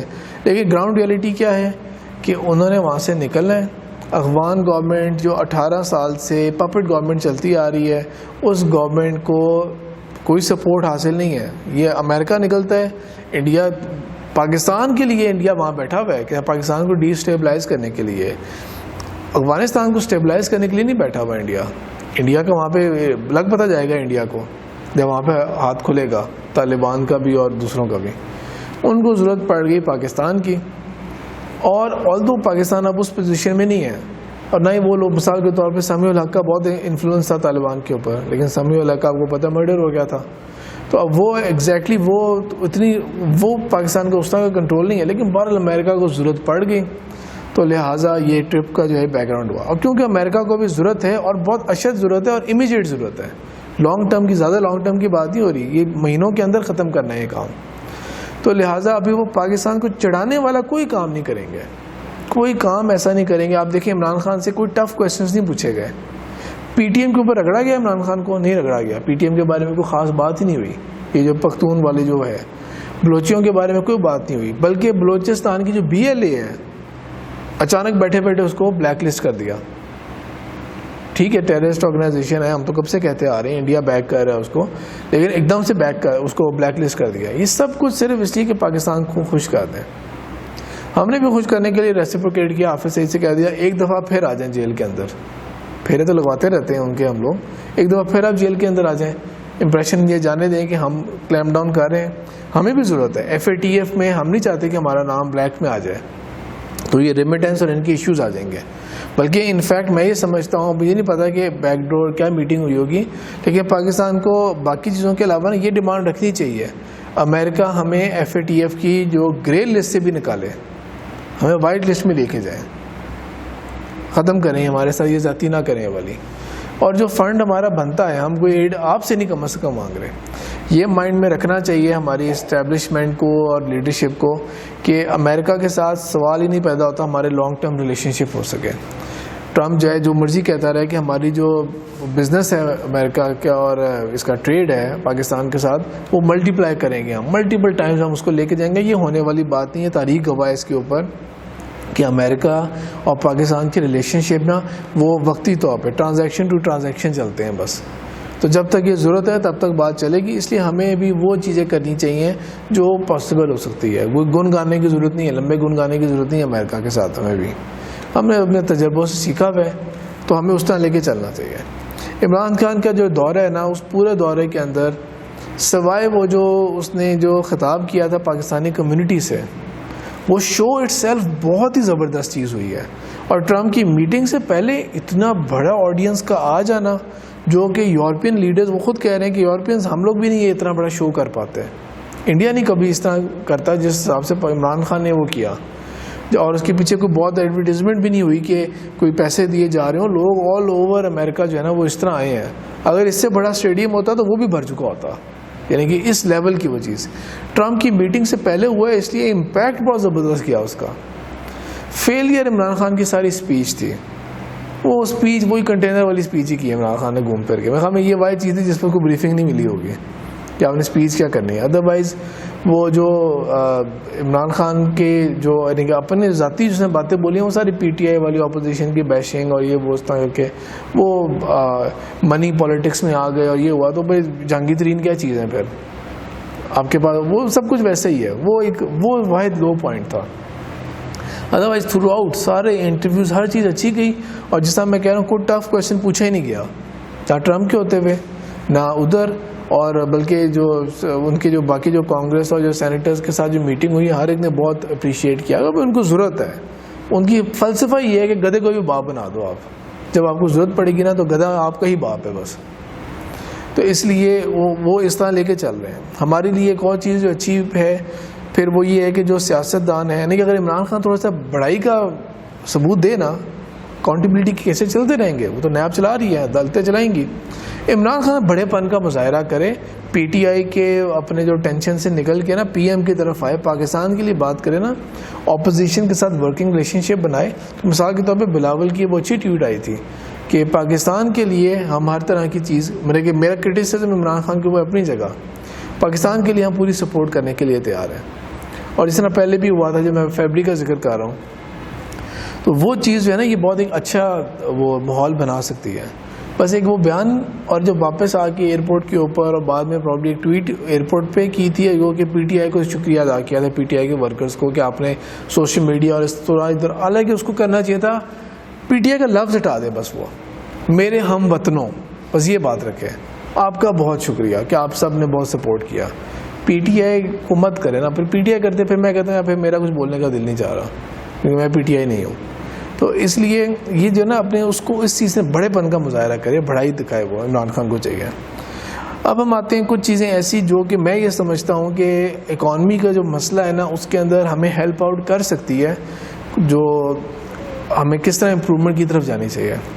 دھمکیاں سب سے پہلے بند ہوں, کسی ایک کو نہیں ہم چھوڑیں گے, ہم یہ نہیں کریں گے, ہم وہ نہیں کریں گے. وہ ڈر کے مارے بندہ, وہ لطیفہ بالکل ٹھیک فارورڈ ہوا تھا کہ میں آفس سے نکلا, سامنے ریڈی پہ چنے والا تھا, میرا چنا کھانے کا بہت دل کیا, لیکن اس ڈر کے مارے چنے نے لیے کہ آ کے سوال پوچھا جائے گا پیسے کہاں سے آئے. تو اس لیے وہ لطیفہ بالکل ٹھیک ہے والا, کہ اسی قسم کا نا وہ خوف اور راز پھیلا کے رکھا ہوا ہے. بڑی گاڑیاں کو بک ہی نہیں رہی, بڑی گاڑیاں یہ مرسیڈیز اور یہ گاڑیاں جو ہیں, وہ کسی نے ابھی چند دن پہلے ذکر کیا تھا کہ کوئی سیل نہیں ہو رہی ان گاڑیوں کی, اسی ڈر کے مارے کہ ہم خریدیں گے تو سوال ہو جائے گا پیسے کہاں سے آئے تھے آپ کے پاس. یہ تو اس لیے ایک تو یہ خوف اور یہ چیزیں پھیلانا چھوڑیں, یعنی کہ آپ تحفظ, جس طرح آپ نے ٹورزم کو پروموٹ کرنا ہے نا, تو آپ یہ کہیں گے کہ پاکستان ایک محفوظ ملک ہے, یہ جانے محفوظ ہیں یہاں پہ. اس طرح سرمایہ کے لیے بھی ضروری ہے, فورن انویسٹمنٹ کیوں آئے گی یہاں پہ, آپ پہلے امپریشن یہ دیں کہ سرمایہ محفوظ ہے یہاں پہ, اور اگر کوئی ریگولیرٹیز ہیں تو اس کو بس فیصلہ کر کے ختم کریں اس کے بارے میں. مثال کے طور پہ یہ جو کنونشن سینٹر ہے اسلام آباد کے اندر, اس کے ساتھ وہ جو ڈبل ٹاور جو بنے ہوئے ہیں, وہ کتنے سالوں سے کیس پھنسا ہوا ہے. بھائی اس کے بلڈر نے اگر کوئی وائلیشن کی ہے جرمانہ ڈالیں اس کے اوپر, لیکن آگے کام چلائیں, بس جرمانہ ڈالیں, فیصلہ کریں اور پروسیڈ کریں اس کے اوپر, جو بھی سیٹلمنٹ کرنی ہے, لیکن سیٹلمنٹ کریں, ختم کریں اسے نا, سوئفٹلی کام کریں اسے, مکائیں اسے. جو ٹیکسیشن جو ہے نا, یہ پیپلز پارٹی جو نون لیگ کا جو آخری دور گزرا, اس کے اندر جو آخری سال گزرا, الیکشن سے چند مہینے پہلے شاید خاقان عباسی جو اس وقت کا پرائم منسٹر تھے, انہوں نے کیا کر دیا, انہوں نے نا کچھ ایک جو بجٹ اناؤنس کیا تھا اس کے اندر انہوں نے ٹیکسیشن جو ہے نا اس کا ایک دم سے سلیب کو بہت اوپر لے گئے. کہ پہلے کیا ہوتا ہے کہ جس نے سال کے اندر 400,000 جس کی انکم ہے اس کے اوپر ٹیکس پڑے گا, اور وہ پرسنٹیج کے حساب سے ایک دم سے بہت اوپر لے گئے, 12 لاکھ سے اوپر جس کی ہوگی, یعنی کہ منتھلی 1 لاکھ جو کما رہا ہے, ٹھیک ہے, وہاں تک اتنی زیادہ ایکسیپشن دے دی ان کو. اور اس سے نیچے جو کچھ بھی ہے نا, اس سے نیچے جو بھی ہے جو ٹیکس سلیب کے اندر آتا ہے, فکس 1,000 روپے.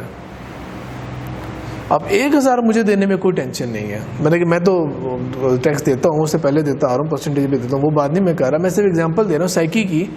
اگر آپ کو یہ کہا جائے نا کہ آپ نے 1,000 روپے دینا ہے, آپ کے اوپر ٹیکس بنتا ہے اور بس چیپٹر کلوز, تو میرے خیال میں ہر بندہ دینے کو تیار ہو جائے گا 1,000 روپے. اور پیمنٹ پروسیس بھی آسان ہو, یہ نہیں کہ وہ نیشنل بینک کی لائنوں میں لگنا پڑے گا آپ کو. پیمنٹ پروسیس آسان کریں, جس طرح اب ہو گیا ہے بینکنگ کی وجہ سے, اور اس طرح آن لائن بینکنگ اور اس کی وجہ سے پیمنٹ پروسیس آسان کریں.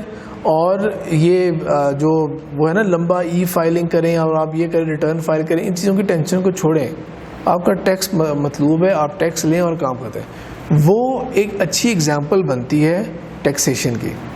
ٹیکسیشن کے لیے نا مثال کے طور پہ ایک انکم ٹیکس ہوتا ہے کنٹریز کے اندر, ایک سیل ٹیکس ہوتا ہے جس طرح ہے ہمارے پاس, کچھ کنٹریز کے اندر ویٹ ہوتا ہے, جس طرح یہ عرب کنٹری GCC میں سٹارٹ ہوا ہے, VAT value added tax.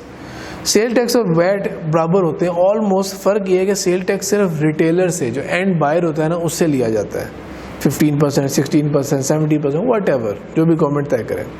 Wait ہوتا ہے ہر ٹرانزیکشن کے اوپر 5% آتا ہے, ہر ٹرانزیکشن کے اوپر. آپ کی ویئر ہاؤس نے اگر فیکٹری سے چیزیں خریدی ہیں تو اس کو بھی 5% دینا پڑے گا, وہ آگے کسی اور ڈسٹریبیوٹر کو بیچتا ہے تو اس کو بھی 5% دینا پڑے گا, اور پھر آگے جو ریٹیلر ہوگا اس کو بھی 5% دینا پڑے گا. ٹھیک ہے, تو یعنی کہ یہ ٹیکسیشن کے طریقہ کار ہوتا ہے والا. میں اگر پرپوز کر سکوں نا تو میں یہ کہوں کہ فکس ٹیکسیشن کی طرف آنا شروع ہو جائیں.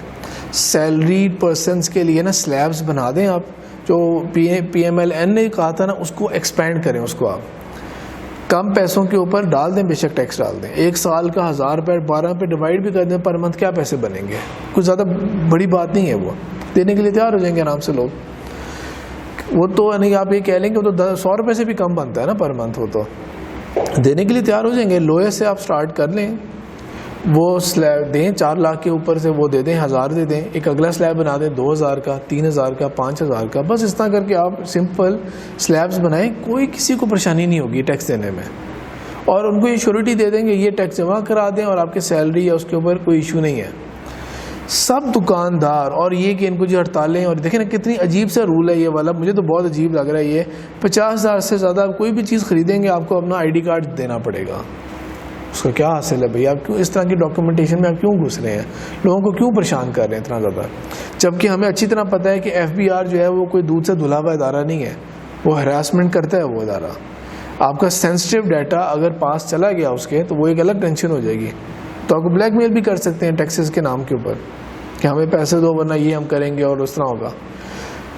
اس سے بہتر سمپل کام یہ ہے کہ آپ ایک ریڈی والے سے لے کے ایک بہت بڑی کمپنی تک سب کو آپ نے لانا ہے ٹیکس نیٹ کے اندر. جو پہلے بھی ہوتا تھا یہ ریڈیو کو، ایون ریڈیو کو بھی رجسٹر کریں، غبارے والا نا وہ بھی رجسٹر کریں، اس کو ایک رجسٹریشن نمبر ملے، اس کے جو ریڈی یا جو اس کا جو بھی ہے نا اس کے ساتھ لگا ہو وہ رجسٹریشن کا، اور اس سے بہت ہی منیمم چارج کر لیں اس کی بزنس کر رہا ہے نا وہ رجسٹرڈ ہے. رجسٹرڈ ہونے کی وجہ سے اس کے کوئی حقوق بھی ہونے چاہیے، کوئی بینیفٹ نظر آنا چاہیے نا مجھے ٹیکسیشن کے اوپر، اس کے کوئی حقوق بھی بنیں گے. پلس یہ کہ اس کے اوپر جو پیسے ہیں نا وہ بہت ہی کم رکھیں آپ، جو ریڈیو کے اوپر بہت ہی کم پیسے رکھ دیں. سال کے طور پہ پورے سال کا آپ صرف 3000 رکھ لیں، آپ ایسے ہی جو 250 روپے پر منتھ بنے گا شاید اتنا کم رکھ لیں یا اس سے بھی کم رکھ لیں. بس ان کو کسی طرح سے رجسٹریشن کے اندر لے آئیں، رجسٹریشن کے اندر کس طرح سے ان کو لے آئیں. جو دکانیں ہیں ان کے اوپر بھی فکس ٹیکس ڈال دیں، ٹھیک ہے، وہ جتنا مرضی کماتے رہیں.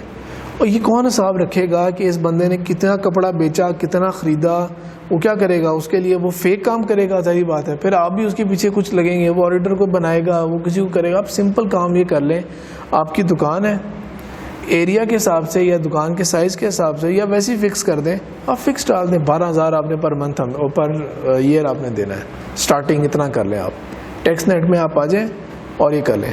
ہمارا مسئلہ کیا ہے کہ ہمارے وہ جو کہتے ہیں نا، پہلے کہتے تھے کہ جو 9 لاکھ ہے 9.5 لاکھ ہے جو ٹیکس دیتے ہیں، بس اس میں بھی زیادہ سرکاری لوگ پھنسے ہوئے اس سے ٹیکس دے رہے ہوتے ہیں. ہم انہیں کے اوپر بوجھ بڑھاتے جاتے ہیں. پھر یہ ساگ ڈال کے دور میں کچھ تھوڑا بہت، کیونکہ وہ رولز ایکٹیو فائلر اور نان فائلر والی جو باتیں ہوئی تھیں اس کی وجہ سے تھوڑا سا ٹیکس بیس بڑھ گیا ہمارا، چند ملین سے اوپر چلا گیا. لیکن گھوم پھر کے ہمارا سارا دباؤ اسی کے اوپر ہی ہے. ہمیں یہ ٹیکس بیس بڑھانے کی ضرورت ہے نا. تو آپ ٹیکس نیٹ کے اندر ان لوگوں کو لانے کی کوشش کریں. فکس ٹیکسیشن کوئی پریشان نہیں کرتا. دبئی کے اندر یہ ویٹ تو اب کیونکہ GCC کی پالیسی ہے، ورنہ ادروائز کیا دبئی میں کیا تھا، ہر سال لائسنس رینیو ہوتا ہے آپ کا، ہر سال آپ کا بزنس لائسنس رینیو ہوگا، اس کی فیس جمع کرانی ہے آپ نے. اور فیس کس طرح ہوتی ہے، آپ کا بزنس کس بارے میں ہے، یہ کام کرتے ہیں، یہ کرتے ہیں، یہ کرتے ہیں. جتنی چیک لسٹ پڑھی کرتے جائیں گے آپ اتنا زیادہ ٹیکس جمع کرانا ہے. سب سے بڑا ٹیکس جمع ہو جائے گا جنرل ٹریڈ کمپنی کا، جو کچھ بھی ٹریڈ کر سکتی ہے. وہ سوئیاں بیچے، کپڑا بیچے، جہاز بیچے، جو مرضی بیچے، وہ نا وہ جو مرضی چیز بیچے وہ جنرل ٹریڈ کمپنی. لیکن ایک چیک لسٹ ہے، اس کے حساب سے انہوں نے وہ فکس پیسے جمع کرانے ہوتے ہیں. سیدھی سی بات ہے، وہ نہیں چکتا. صرف یہ پتہ نہیں کہ سال کے بعد اتنے 1000 درہم جمع کرانے ہیں ہم نے، تو ایک بجٹنگ ہو گئی، جمع کرا دی. اس کے بعد گورنمنٹ نہیں پریشان کرے گی آپ کو کہ یہ پیسے بتاؤ، یہ کہاں سے آئی، یہ انوائس کیا، یہ کس طرح ہوا، وہ کس طرح ہوا وغیرہ. ان چیزوں کو آپ جو ہے نا وہ کنٹرول، مطلب کہ وہ آپ پریشان نہ کریں. فوکس ہو بزنس بڑھانے کے اوپر، کمپنیز اس کے اوپر فوکس کریں، نہ کہ پریشان ہو اس کے اوپر. ایٹ دا اینڈ آپ کا سارا لالچ کیا ہے کہ آپ ٹیکسیشن ملیں. تو اس کو بھی انٹروڈیوس یوں کیا جا سکتا ہے کہ کمپنیز کو آپشن دے دیا جائے کہ آپ فکس ٹیکسیشن میں آنا چاہتے ہیں تو فلیٹ فکس ٹیکسیشن کے اندر آپ آ جائیں اور یہ آپ پے کر دیا کریں. بزنس ہوا نہیں ہوا وہ آپ کا کنسرن ہے. اور ہر سال کیونکہ ہمارا بینک اکاؤنٹس انٹر لنکڈ ہیں، موبائل فونز انٹر لنکڈ ہیں، تو جس طرح دبئی کا میں اگزامپل دے رہا ہوں، اگر اس نے 1 سال کے بعد اپنا بزنس رینیو نہیں کیا، وہ فیس نہیں جمع کرائی اس نے، تو بینک اکاؤنٹ لاک ہو جائیں گے، موبائل فون لاک ہو جائیں گے، اس کے نام پہ جو چیزیں ہیں نا وہ لاک ہو جائیں گی. پے کر رہے ہیں تو کوئی بالکل ٹھیک ہے، اسموتھ چلتا ہے ہر کچھ. ایزی اکانومی بنائے نا، ایزی سمپلیفائی کریں. ٹیکسیشن ہمارا بہت کمپلیکیٹڈ ہے پاکستان کا. میرے جیسا بندہ بھی جو ہے نا وہ جب وہ آئرس اور اس کو کھولتے ہیں نا تو طبیعت عجیب سی خراب ہونی شروع ہو جاتی ہے اس کو دیکھ کے. یار یہ کیا مصیبت ہے، یہ بچوں کی فیس میں کتنے پیسے جمع کرائے، بجلی کے بل کتنا جمع کرائے، ایکسپینسز کے ہیں وہ یار جمع ہو رہے ہیں نا. میں اب کیا اس میں کیا میں حساب بناتے رہے، کھانے پینے پہ کتنا خرچ کیا آپ نے، یہ کیا کیا، اس سے عجیب پریشانی ہوتی ہے. وہ اس کو ریلیکس کریں. اسے جو بڑی کمپنیز ہیں جو SECP کے اوپر رجسٹرڈ ہوئی ہیں ان کا ٹیکسیشن کو اور کر لیں. بینیفٹس ان کے علیحدہ ہوں. مثال کے طور پہ بینک کے ساتھ لون ان کو مل سکتا ہے, پراپرٹی یوں ہو سکتی ہے. چھوٹے دکانداروں کے اوپر جن کے اوپر ٹیکس کم ہے ان کی فیسلٹیز بھی کم ہوں گی اس کے بارے میں. وہ بڑے نیٹ میں آنا چاہتے ہیں تو پھر وہ SECP کے ساتھ پراپر رجسٹر ہو کے اور زیادہ ٹیکس پے کریں وہ, لیکن پھر بینیفٹ بھی وہ لے سکتے ہیں. پراپرٹیز کے بارے میں بھی ایک لمٹ ہونی چاہیے نا ایک چیز کے اوپر. مثال کے طور پہ ایک دکاندار ہے, وہ اپنے نام کے اوپر اس سے زیادہ سیمیں نہیں کر سکتا, اس سے زیادہ پراپرٹی نہیں بنا سکتا, یا ایسے نہیں کر سکتا. اگر کرنا ہے دکان کے نام کے اوپر تو دکان کو پرائیویٹ لمیٹڈ یا وٹ ایور رجسٹر کروائے پراپر اگلے ٹیکس ریٹ کے اوپر نا جو بڑا ہے. پھر آڈٹ بھی ہوگا, وہ بھی ہوگا, لیکن بینیفٹس بھی پھر اس کے ساتھ ہوں, اس کی لمٹ انکریز ہو جاتی ہے اس کی. اس طرح کر کے نا اس کو اسمارٹلی پلے کریں ایسے, نہ کہ لوگوں کو پریشان کر کے رکھا ہو کہ آپ لوگ مطلب کہ یہ جمع کرائیں اور یہ کریں وہ کریں. اگر ٹیکس نیٹ کو ایکچولی براڈ کرنا شروع ہوں گے نا تو انشاءاللہ بہت فائدہ ہوگا. نظر 3 چیزوں کے اوپر رکھیں. کمپیوٹرائزیشن تو ہوئی بھی ہے ریکارڈز کی, نادرا کے وہ بنے ہوئے ہیں, NTN بھی سارا بنا ہوا, آئرس کے اوپر وہ سب کچھ ہے, ٹھیک ہے. لینڈ ریکارڈز یا جو ریونیو جو آپ کے جو ہے پراپرٹی ہے, جتنے بھی ریئل اسٹیٹ جتنے بھی آتا ہے, چاہے وہ ایگریکلچر لینڈ ہے, چاہے وہ دوسری فلیٹس ہیں, چاہے وہ گھر ہیں, جو بھی ہے نا ہر طرح کی زمین, وہ اس کی کمپیوٹرائزیشن مکمل ہو جائے. پنجاب گورنمنٹ نے بہت کام کیا ہے اس بارے میں, لیکن اس کو نا پورے ملک میں کمپلیٹ کر دیں اسے. آپ کے جو لینڈ ایسٹس ہیں نا سارے کے سارے ان کی کمپلیٹ اس کو کمپلیٹ وہاں پہ ڈال دیں. پھر اس کے علاوہ کیا چیز آ جاتی ہے آپ کے جو جیولری, گولڈ اور گولڈ سے ریلیٹڈ جو جیولری کی کیٹیگری میں, ایکسپینسو جیولری کی کیٹیگری میں جو بھی آتا ہے نا اس کا آپ حساب رکھیں. کیونکہ لانڈری اگر منی لانڈری یا کوئی کرپشن ہوگی تو گھوم پھر کے ظاہر بات ہے وہ بندہ کوئی چیز خریدے گا. منی لانڈری کا تو آپ نے کنٹرول کر لیا آپ کے مطابق, کوئی پلاٹ ہی خریدے گا نا گھوم پھر کے اینڈ میں جا کے, گولڈ ہی خریدے گا نا اینڈ میں جا کے, بینک اکاؤنٹ ہی کھولے گا نا. بینک اکاؤنٹس, جیولری, یہ چیزیں, گاڑیاں جس طرح ہوتی ہیں, گاڑی رجسٹریشن ہوگی یا تو کمپنی کے نام پہ جائے گی, بندے کے نام پہ جائے گی, ان تمام چیزوں کا ڈیٹا بیس پورا آپ بنا لیں اپنے پاس, انٹر کنیکٹ کر لیں. بس اس سے زیادہ کسی چیز پہ نظر رکھنے کی ضرورت نہیں ہے. کس ریسٹورینٹ میں گئے تھے, بچے کون سے اسکول میں پڑھتے ہیں, یہ آپ کی ٹینشن کی بات نہیں ہے. گورنمنٹ اپنے اوپر سے سردردی کم کرے, ان چیزوں کا ریکارڈ اسٹرانگ کر لیں, انٹر کنیکٹ کر لیں ان کو, اور ٹیکسیشن کو سال کے اوپر ڈال دے کہ ہر سال کے اوپر کریں گے تو بینک اکاؤنٹ اور آپ کی ہر چیز اسموتھ چلتی رہے گی. نہیں جمع کرائیں گے تو وہ لاک ہوتا رہے گا آپ کا, اور آپ کو اس کے لیے پروسیس کرنا پڑے گا.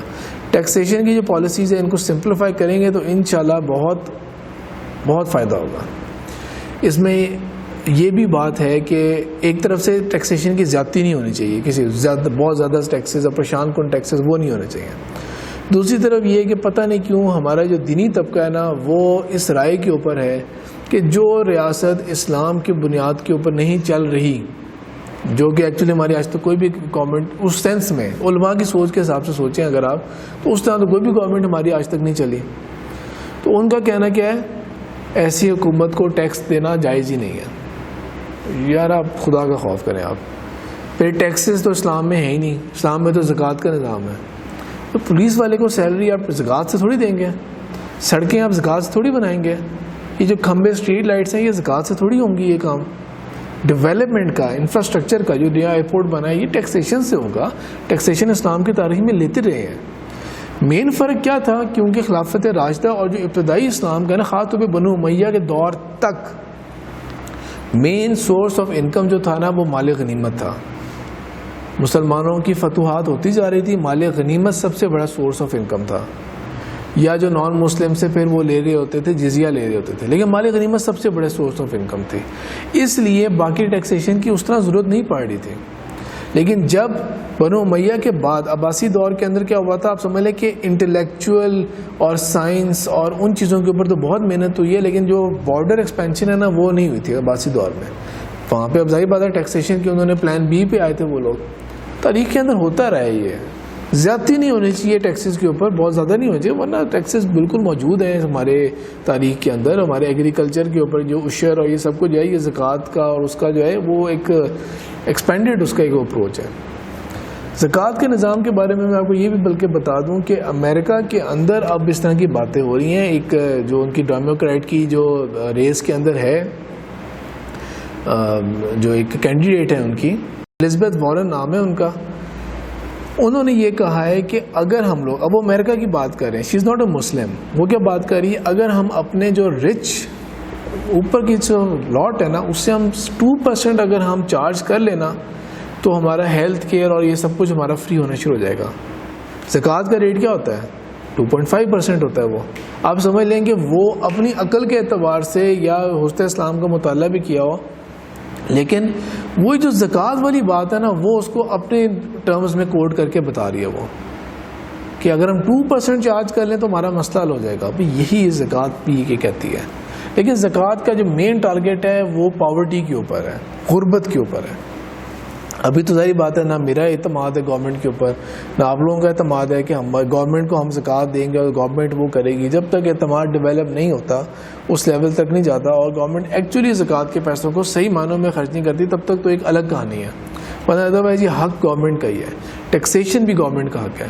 یہ تو ایون بلنڈر علماء دور کی بات, یہ عمران خان نے بھی بلنڈر مارا تھا. یہ دھرنے کے دوران کیا کہا تھا, کوئی ریمیٹنس نہ آئے پاکستان میں, ہنڈی سے بھیجو, جہاں مرضی سے بھیجو, لیکن بینکوں کے ذریعے نہیں بھیجنا.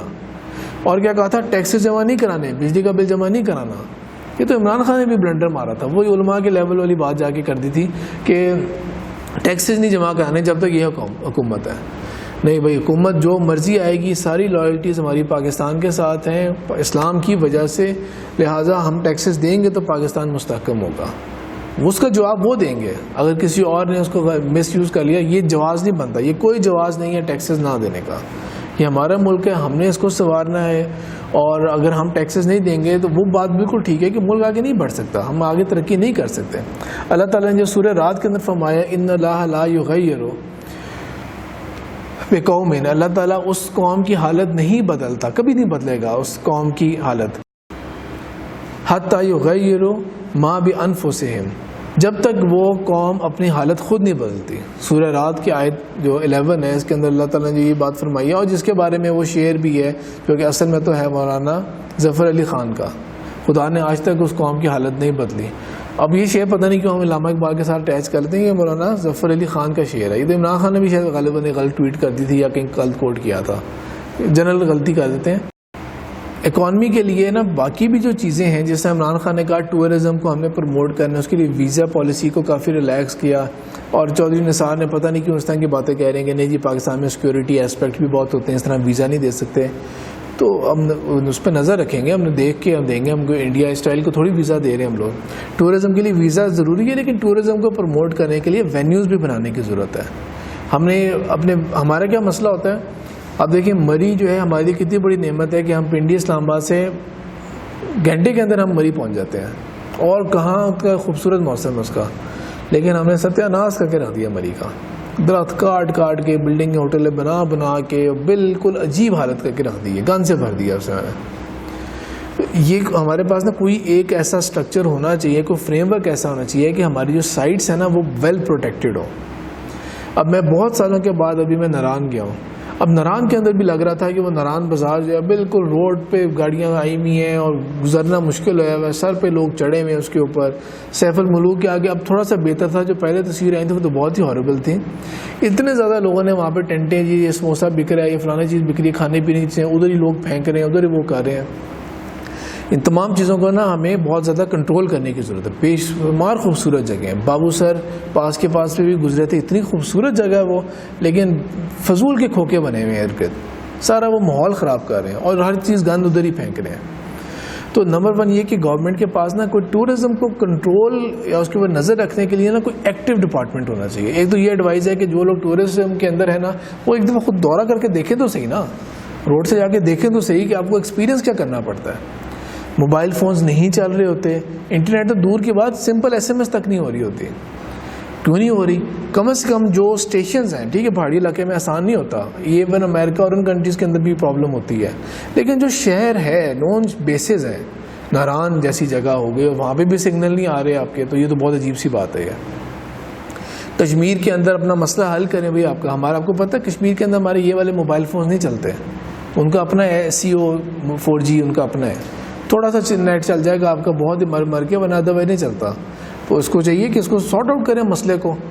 چاہے جس طرح باہر کے ملک کے اندر کیا ہوتا ہے کہ ہم جب جاتے ہیں, میں اپنا موبائل لے کے جاؤں گا, انٹرنیشنل رومنگ آن ہوگی, میں ان کے نیٹ ورک کو یوز کر رہا ہوں گا, اپنا نمبر چل رہا ہوگا. اس طرح کا ایگریمنٹ کرنا کریں, ان کمپنیز کو لائسنس دینا زیادہ پیسوں کے ساتھ وہ کریں, وٹ ایور جو کرنا ہے مسئلہ حل کریں.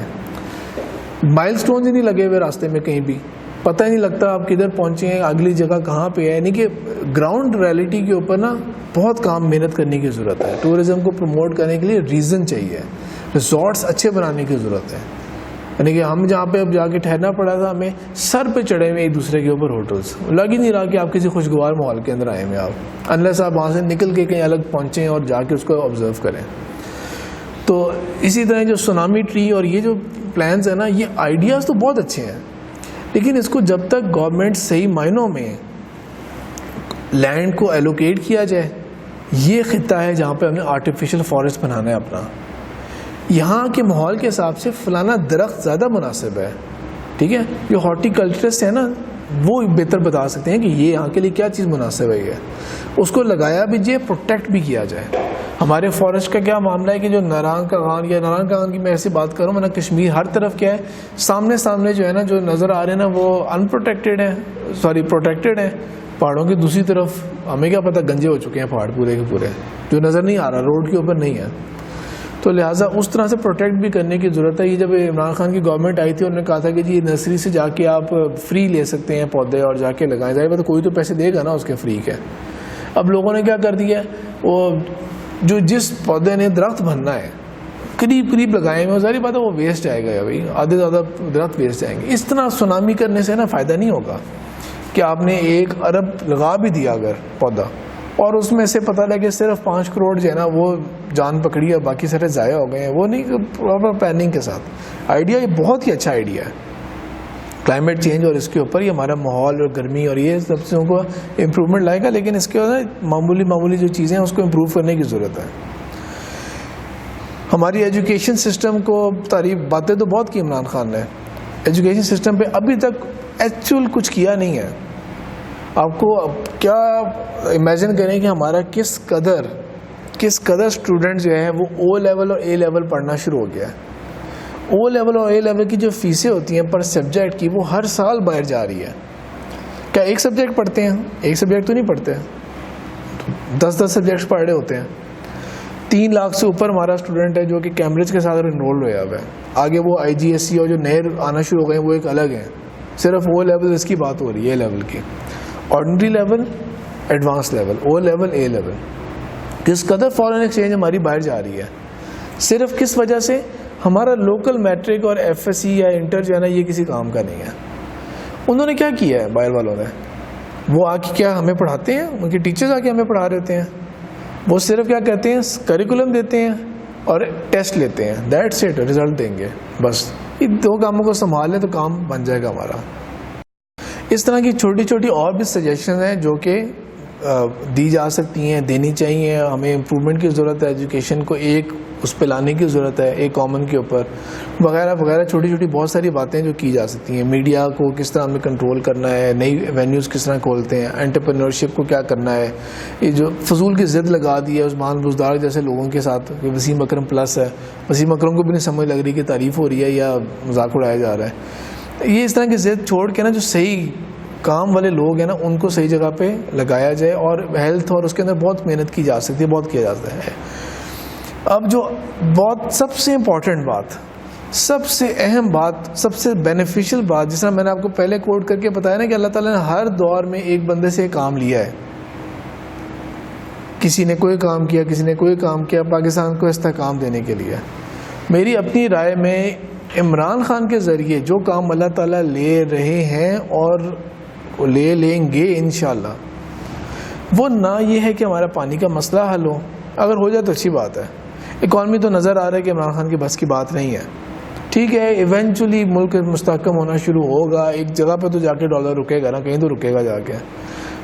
پتہ نہیں اس کے بعد لوگ کتنے پریشان ہوں گے, انفلیشن کہاں جائے گی, لیکن چلیں انشاءاللہ ایونچولی نکل ہی آئیں گے ہم اس چیز سے. ریزیلینٹ قوم ہے الحمدللہ ہم لوگ, اللہ کے اوپر توکل ہے ہمارا. تو اکانومی اور یہ باقی سب چیزوں کے اوپر جو ہے نا وہ ایک مطلب کہ ہو جائے مسئلہ ٹھیک ہے, نہیں ہوتا وہ ایک الگ بات ہے. وہ سب کچھ وہ ہے, سی پیک ہو گیا, ہم اچھے بیک گراؤنڈ کے اوپر ہیں. جو چیز سب سے بڑی ہم نے کھو دی تھی نا پاکستان بننے کے بعد, وہ تھا ہمارا ویژن, ہمارا مقصد. ہم نے ملک کیوں بنایا, مقصد کیا تھا ہمارا, قائد اعظم کا کیا ویژن تھا, اقبال کا کیا ویژن تھا.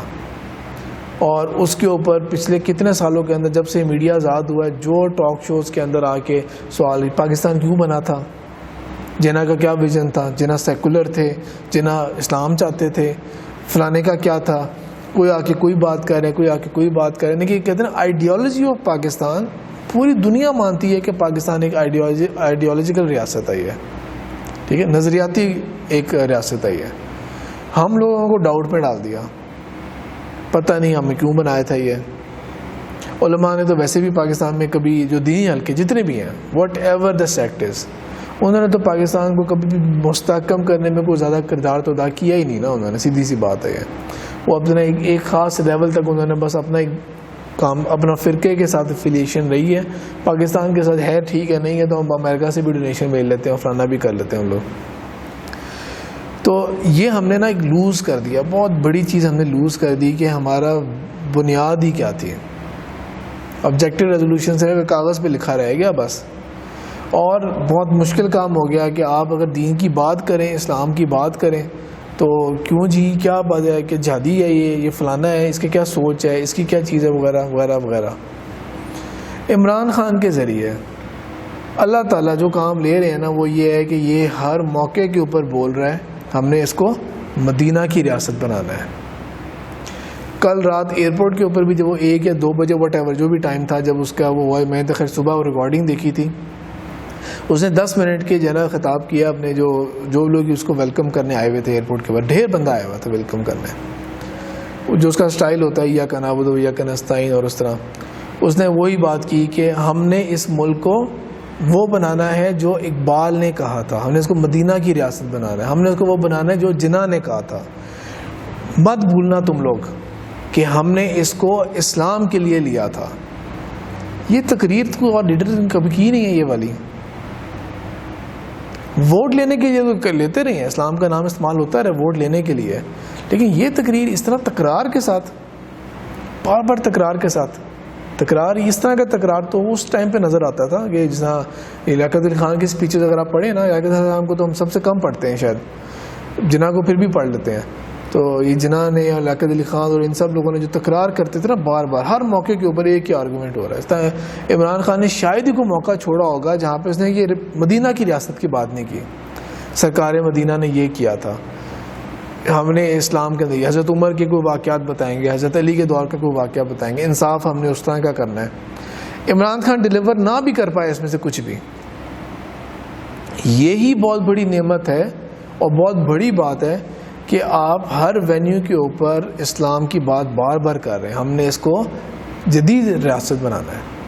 ٹھیک ہے, آگے جا کے عمران خان کا ایک اینکر ٹوٹ جاتا ہے کیونکہ وہ ماڈرن ٹائمز کے اوپر نا وہ ایک دم سے جم مار کے کہہ دیتے ہیں کہ یو کے اندر اسلام نظر آتا ہے, ہمیں یورپ میں نظر آتا ہے, حالانکہ ان کے اتنے پرابلمز ان کے اپنے ہیں نظام کے کہ وہ ایک الگ ایشو ہے. وہ جس طرح قائد اعظم کے ساتھ سارے لوگ پارٹی مسلم لیگ کے جو تھے وہ لوگ وہ اس طرح کے ہر بندہ اس طرح کی رائے نہیں رکھتا تھا جو ان کی بات وہ کیا کرتے تھے. وہ بھی ڈاؤٹ کرتے ہوں گے, وہ بھی کہتے ہوں گے چلو فی الحال تو بنے, بعد میں ہم لوگ جو ہے نا اب دیکھ لیں گے کیا کرنا ہے کیا نہیں کرنا. اسی طرح ہی عمران خان کے ساتھ بھی جو دائیں بائیں جتنے بھی آپ کو لوگ نظر آتے ہیں نا, ان کا کیا لینا دینا ہوگا مدینہ کی ریاست کے ساتھ اور ان چیزوں کے ساتھ.